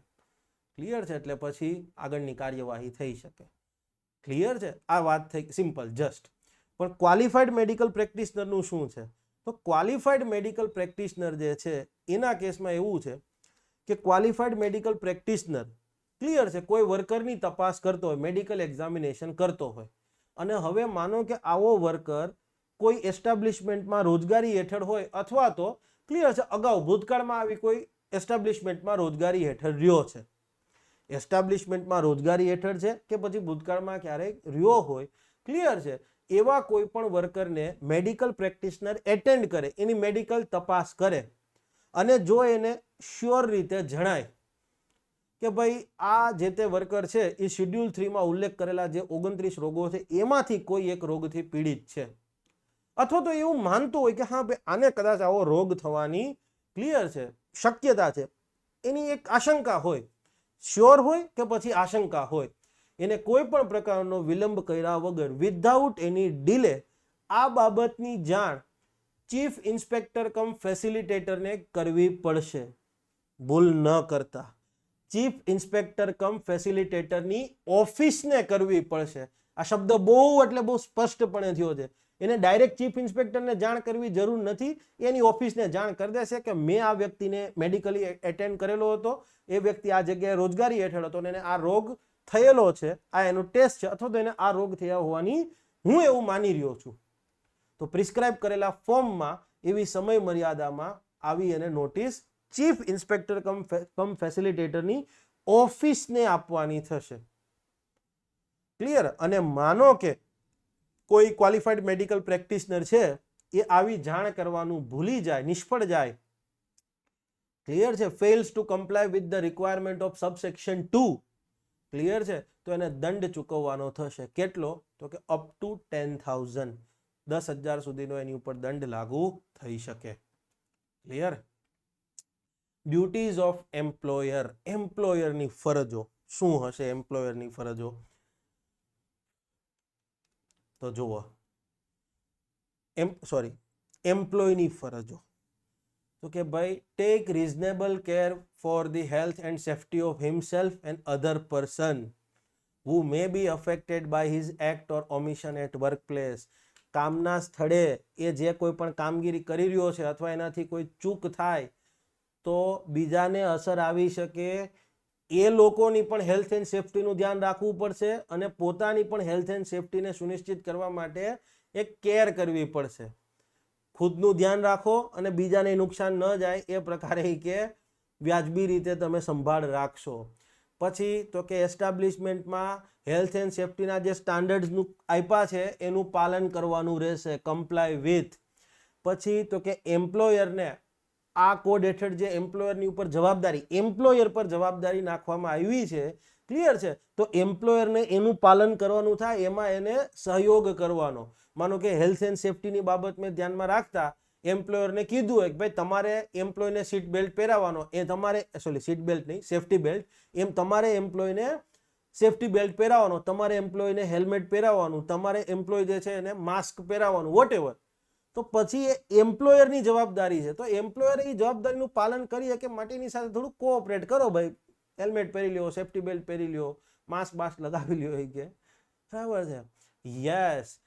હવે એના ધ્યાનમાં કોઈ અનસેફ એ કામ કરી રહ્યો છે, અનસેફ અથવા અનહેલ્ધી સિચ્યુએશન એના ધ્યાનમાં આવે તો સીધે સીધી એ સિચ્યુએશનનો રિપોર્ટ કરશે એમ્પ્લોયરને, સીધે સીધો કરે અથવા તો એ સેફ્ટી કમિટીના માધ્યમથી, ક્લિયર છે, જાણ કરશે. અને જો માઇનમાં હશે તો એ માઇનનો જે ઓનર હશે એને અથવા એના એજન્ટને અથવા તો એના મેનેજરને જાણ કરશે કે ભાઈ આવી અનહેલ્ધી અનસેફ બાબત મારા ધ્યાન પર આવી છે અથવા તો અનહેલ્ધી બાબત ધ્યાન પર આવી છે, ક્લિયર છે, તો એ જાણ કરશે. Just not willfully interfere with or misuse or neglect any appliance, convenience and other thing provided at workplace for the purpose of securing health, safety and welfare of workers. વર્કર્સના આરોગ્ય, સલામતી અને કલ્યાણ માટે જે કંઈ પણ સુવિધાઓ, ઉપકરણો આપવામાં આવ્યા છે એમાં ખોટી હળી નહીં કરવાની, એનો દુરુપયોગ નહીં કરવાનો, એની અવગણના નહીં કરવાની. સેફ્ટી બેલ્ટ કીધો છે તો એ પહેરી જ લેવાનો, બરાબર છે. બહુ મોટા નહીં બનવાનું કે ભાઈ મને તો કાંઈ ન થાય, અપુની ભગવાન હે, બરાબર. વેબ સિરીઝ રાતે જોઈ હોય તો એ કે સવારે મૂકીને આવવાની ઘરે, બરાબર છે. Not willfully and without any reasonable cause anything not to do willfully or without reasonable causes anything likely to endanger himself or others. એવું કાંઈ ઈરાદાપૂર્વક અથવા તો કોઈ વ્યાજબી કારણ વિના કરવું નહીં કે જેથી ખુદને નુકસાન થાય અને બીજાને નુકસાન થાય. અને એપ્રોપ્રિએટ ગવર્મેન્ટે પ્રિસ્ક્રાઇબ કરેલી હોય એવી બીજી કામગીરી કરવાની. ટૂંકમાં હખણા બેહેજો એમ, બરાબર છે. અકરમ સાહેબ છે મારા મિત્ર, એક જીપીએસસી ઓનલાઈનમાં વેબ સંકુલમાં, તો તમને જોશો ને તો અકરમ સાહેબ ઘણીવાર કહેતા હોય કે હળવા રહ્યો, હળવા. બસ આ હળવા રહેવાનું, એમ્પ્લોયને કહી દેવાનું, વારંવાર અકરમ સાહેબનું મીમ્સ બતાવવાનું કે હળવા રહ્યો, હળવા. Okay. Section 14 rights of employee, important. એમ્પ્લોયનો અધિકાર. એમ્પ્લોયને શું અધિકાર મળ્યો છે? ફેક્ટરી એક્ટમાં યાદ કરો આપણે જોયું હતું કે ભાઈ ફેક્ટરીમાં કોઈ જગ્યાએ કાંઈ એને અનસેફ લાગે અથવા તેને લાગે કે ફેક્ટરીના વર્કર્સ જે છે એને નુકસાન થઈ શકે એવી કોઈક બાબત છે તો એની જાણ એને ફેક્ટરીના ઓક્યુપાયરને અથવા મેનેજરને કરવાની. મેનેજરને લાગે કે હા બરોબર સેફટીને લઈને ખતરો છે તો એ સુધારાત્મક પગલાં લેતા હતા. અને માનો કે એને ન લાગે તો પછી ઇન્સ્પેક્ટરને એ મેટર જતી હતી, યાદ હશે. બસ સેમ એવું જ કંઈક અહીંયા છે. પછી આપણે એક વસ્તુ ફેક્ટરી એક્ટમાં જોઈ ગયા હતા કે ફેક્ટરીના જે એમ્પ્લોયર છે એને, વર્કર્સ જે છે એને એક અધિકાર હતો કે એ ફેક્ટરીમાં વર્કર્સની હેલ્થ એન્ડ સેફટી માટે શું શું જોગવાઈઓ કરવામાં આવી છે એની માહિતી મેળવવાનો એને અધિકાર હતો, યાદ છે? તો આ બસ એ બધી વાત સેક્શન 14માં કરવામાં આવી છે. સેક્શન 14 રાઇટ્સ ઓફ એમ્પ્લોય, બરાબર. એમ્પ્લોયના અધિકારો. એમ્પ્લોયને 14(1) હેઠળ 2 અધિકારો મળ્યા છે. રાઇટ ટુ બી ઇન્ફોર્મ્ડ, માહિતી મેળવવાનો, ઇન્ફોર્મ્ડ ખુદને માહિતી મેળવવાનો અધિકાર છે. એન્ડ રાઇટ ટુ રિપ્રેઝેન્ટ, પ્રતિનિધિત્વનો એક અધિકાર છે. શું છે? તો જુઓ, રાઇટ ટુ ઇન્ફોર્મ્ડ એટલે સિમ્પલી એમ્પ્લોયને એમ્પ્લોયર પાસેથી એક વિશેષ માહિતી મેળવવાનો અધિકાર છે. કેવી વિશેષ માહિતી? તો કે ભાઈ કામકાજનું સ્થળ છે ત્યાં વર્કર્સના હેલ્થ એન્ડ સેફટીને ધ્યાનમાં રાખતા કેવી કેવી સગવડ, કેવી કેવી સુવિધાઓ કરવામાં આવી છે, કેવી કેવી જોગવાઈઓ કરવામાં આવી છે, ક્લિયર છે, એ માહિતી મેળવવાનો એમ્પ્લોયને અધિકાર છે. બીજું કે ભાઈ એ જે જગ્યાએ કામ કરી રહ્યો છે ત્યાં વર્કર્સની હેલ્થ એન્ડ સેફટીને સુનિશ્ચિત કરવા માટે, એના પ્રોટેક્શન માટે કોઈ પ્રોપર જોગવાઈ નથી કરવામાં આવી, ક્લિયર છે, તો આ નથી કરવામાં આવી એ બાબતને લઈ, ક્લિયર છે, એને રજૂઆત કરવાનો, ક્લિયર છે, કોને? એમ્પ્લોયર સમક્ષ એ સીધી જ રજૂઆત કરી શકશે અથવા તો હેલ્થ એન્ડ સેફટી કમિટી સમક્ષ એના સભ્યોના મારફતે એમ્પ્લોયર સમક્ષ રજૂઆત કરવાનો અધિકાર છે કે ભાઈ અહીંયા આ બાબતનું પ્રોપર ધ્યાન રાખવામાં નથી આવ્યું, ક્લિયર છે, અને જો એને સંતોષકારક ન જણાય તો એ રજૂઆત પછી સીધી ક્યાં કરશે? ઇન્સ્પેક્ટર કમ ફેસિલિટેટર, કે હું આ ફેક્ટરીમાં અથવા તો આ ઓડિયો વિઝ્યુઅલ પ્રોડક્શનમાં, આ માઇન્સની અંદર અથવા તો આ બિલ્ડિંગ અને અધર કન્સ્ટ્રક્શન વર્કમાં કામ કરું છું અને ત્યાં એમ્પ્લોયની સેફટીને લઈ અને બરાબર બહુ મોટો લોચો છે સાહેબ, બરાબર છે, સિમ્પલ. અને આ કીધું એમ કે એમ્પ્લોયને વર્કપ્લેસ ઉપર કોઈ ગંભીર ઈજા થવાનો, સિરિયસ ઇન્જરી થવાનો, અવસાન થવાનો કે આરોગ્યને કોઈ ગંભીર નુકસાન થવાનો ખતરો જણાય, આશંકા લાગે, apprehends any danger of a injury, of a death or any serious damage to health, તો બરાબર એ સીધી જ એની જાણ એમ્પ્લોયરને અથવા તો સેફટી કમિટીના સભ્ય મારફત એમ્પ્લોયરને જાણ કરશે અને સાથે સાથે આ બાબત ઇન્સ્પેક્ટરના ધ્યાન પર લાવશે કે ભાઈ અમારી ફેક્ટરીમાં આવો આવો ખતરો છે. ઓકે, જાણ કરી વર્કરે, ક્લિયર છે, એટલે એ જે તે એમ્પ્લોયરને લાગે કે ભાઈ ના ના આ એમ્પ્લોયની વાત સાચી છે, અહીંયા ખરેખર ખતરો છે, તો સિમ્પલી એ ખતરાને હટાવી દેશે. એના માટે જે કંઈ પણ કામગીરી કરવાની હશે એ કરી દેશે અને સાથે સાથે એ જાણ ઇન્સ્પેક્ટર કમ ફેસિલિટેટરને કરી દેશે કે ભાઈ અમારા વર્કરે આ બાબત અમારા ધ્યાન પર લાવી હતી, અહીંયા આ વસ્તુ નુકસાન થઈ શકે એમ હતી, અમે આ સુધારો કરી દીધો છે. હવે માનો કે વર્કરે કીધું કે અહીંયા ખતરો છે અને એ એમ્પ્લોયરને લાગે નહીં કે ભાઈ એવો કોઈ ખતરો અમને સંતોષકારક રીતે જણાતો નથી, તો સિમ્પલ એમ્પ્લોય આશંકા વ્યક્ત કરી અને કીધું કે સાહેબ અહીંયા નુકસાન જાય કે એમ છે, ફેક્ટરી વાળાને અથવા તો એસ્ટાબ્લિશમેન્ટ વાળાને નથી લાગતું, તો સિમ્પલી એ બાબતની હવે એ મેટર જે છે એ ઇન્સ્પેક્ટર કમ ફેસિલિટેટરને ભલામણ કરશે. હવે ઇન્સ્પેક્ટર કમ ફેસિલિટેટર ચેક કરશે કે ખરેખર આ અવસાન થવાનો, ગંભીર શારીરિક ઈજા થવાનો, આરોગ્યને ગંભીર નુકસાન થવાનો ખરેખરમાં વાસ્તવમાં ખતરો છે કે નહીં. જોઈએ એમ કે ખતરો નથી તો ઓકે, જોઈએ એમ કે ખતરો છે તો પછી સુધારાત્મક કામગીરી કરવી પડશે. સેક્શન 15 જો સાંભળજો, બહુ આ એક જ સેક્શનમાં અત્યાર સુધીનું બધું આવી ગયું. આ કોડ હેઠળ આરોગ્ય, હેલ્થ, સેફટી અને વેલફેરના ઉદ્દેશ્યથી, કોના વેલફેરના? તમામ, કોઈ લખ્યું નથી કોના વેલફેર, બધાયના. એટલે આ કોડ હેઠળ હેલ્થ, સેફટી અને વેલફેરના ઉદ્દેશ્યથી પૂરી પાડવામાં આવેલી કોઈ પણ જોગવાઈ, કોઈ પણ સુવિધા ઊભી કરી હોય, કોઈ નિયમ બનાવ્યો હોય, બધું આવી ગયું. કોઈ પણ જોગવાઈ કરી હોય એમાં કોઈ પણ વ્યક્તિ, વર્કર હોય, અધિકારી હોય, એમ્પ્લોય હોય, માલિક હોય, કોઈ પણ વ્યક્તિ ઈરાદાપૂર્વક અથવા તો લાપરવાહીથી, બરાબર છે, ઇન્ટેન્શનલી ઓર નિગ્લેક્ટ, સોરી, લાપરવાહી એટલે એક્ઝેક્ટ એનો શબ્દ થશે રેકલેસલી, એક્ઝેક્ટ શબ્દ રેકલેસ, લાપરવાહીથી ઈરાદાપૂર્વક કે પછી લાપરવાહીથી કોઈ જ પ્રકારનો હસ્તક્ષેપ, ઇન્ટરફિયરન્સ, ક્લિયર છે, કોઈ પણ પ્રકારનું નુકસાન, ક્લિયર છે, ડેમેજ કે કોઈ પણ પ્રકારનો દુરુપયોગ, મિસયુઝ કરશે નહીં.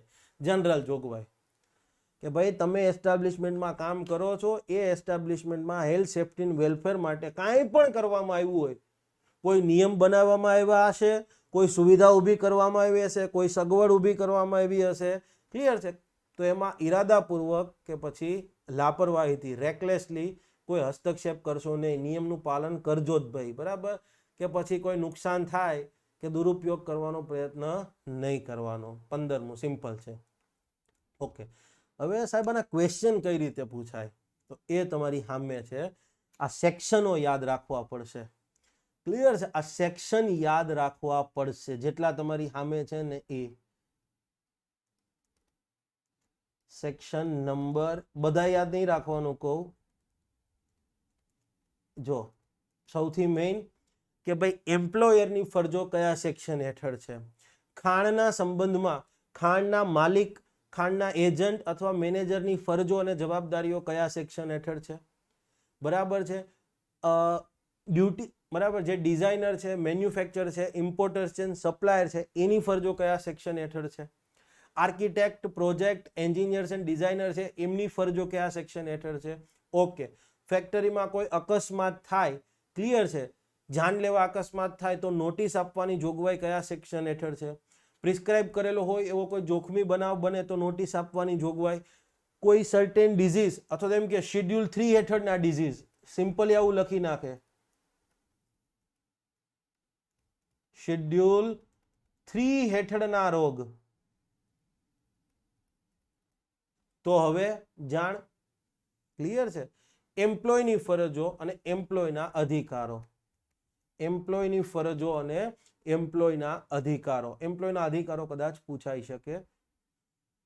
બરાબર છે. અને મને આ પૂછાય એવું લાગે છે, જોઈએ, લેટ સી. બરાબર છે. આ હતો તમારો આ section. Next lecture again very important બનવાનો છે, બહુ ઇમ્પોર્ટન્ટ છે નેક્સ્ટ લેક્ચર. Thank you. જય હિન્દ, જય જય ગરવી ગુજરાત. મારો દેશ, મારી પહેચાન, મારું રાજ્ય, મારું સ્વાભિમાન.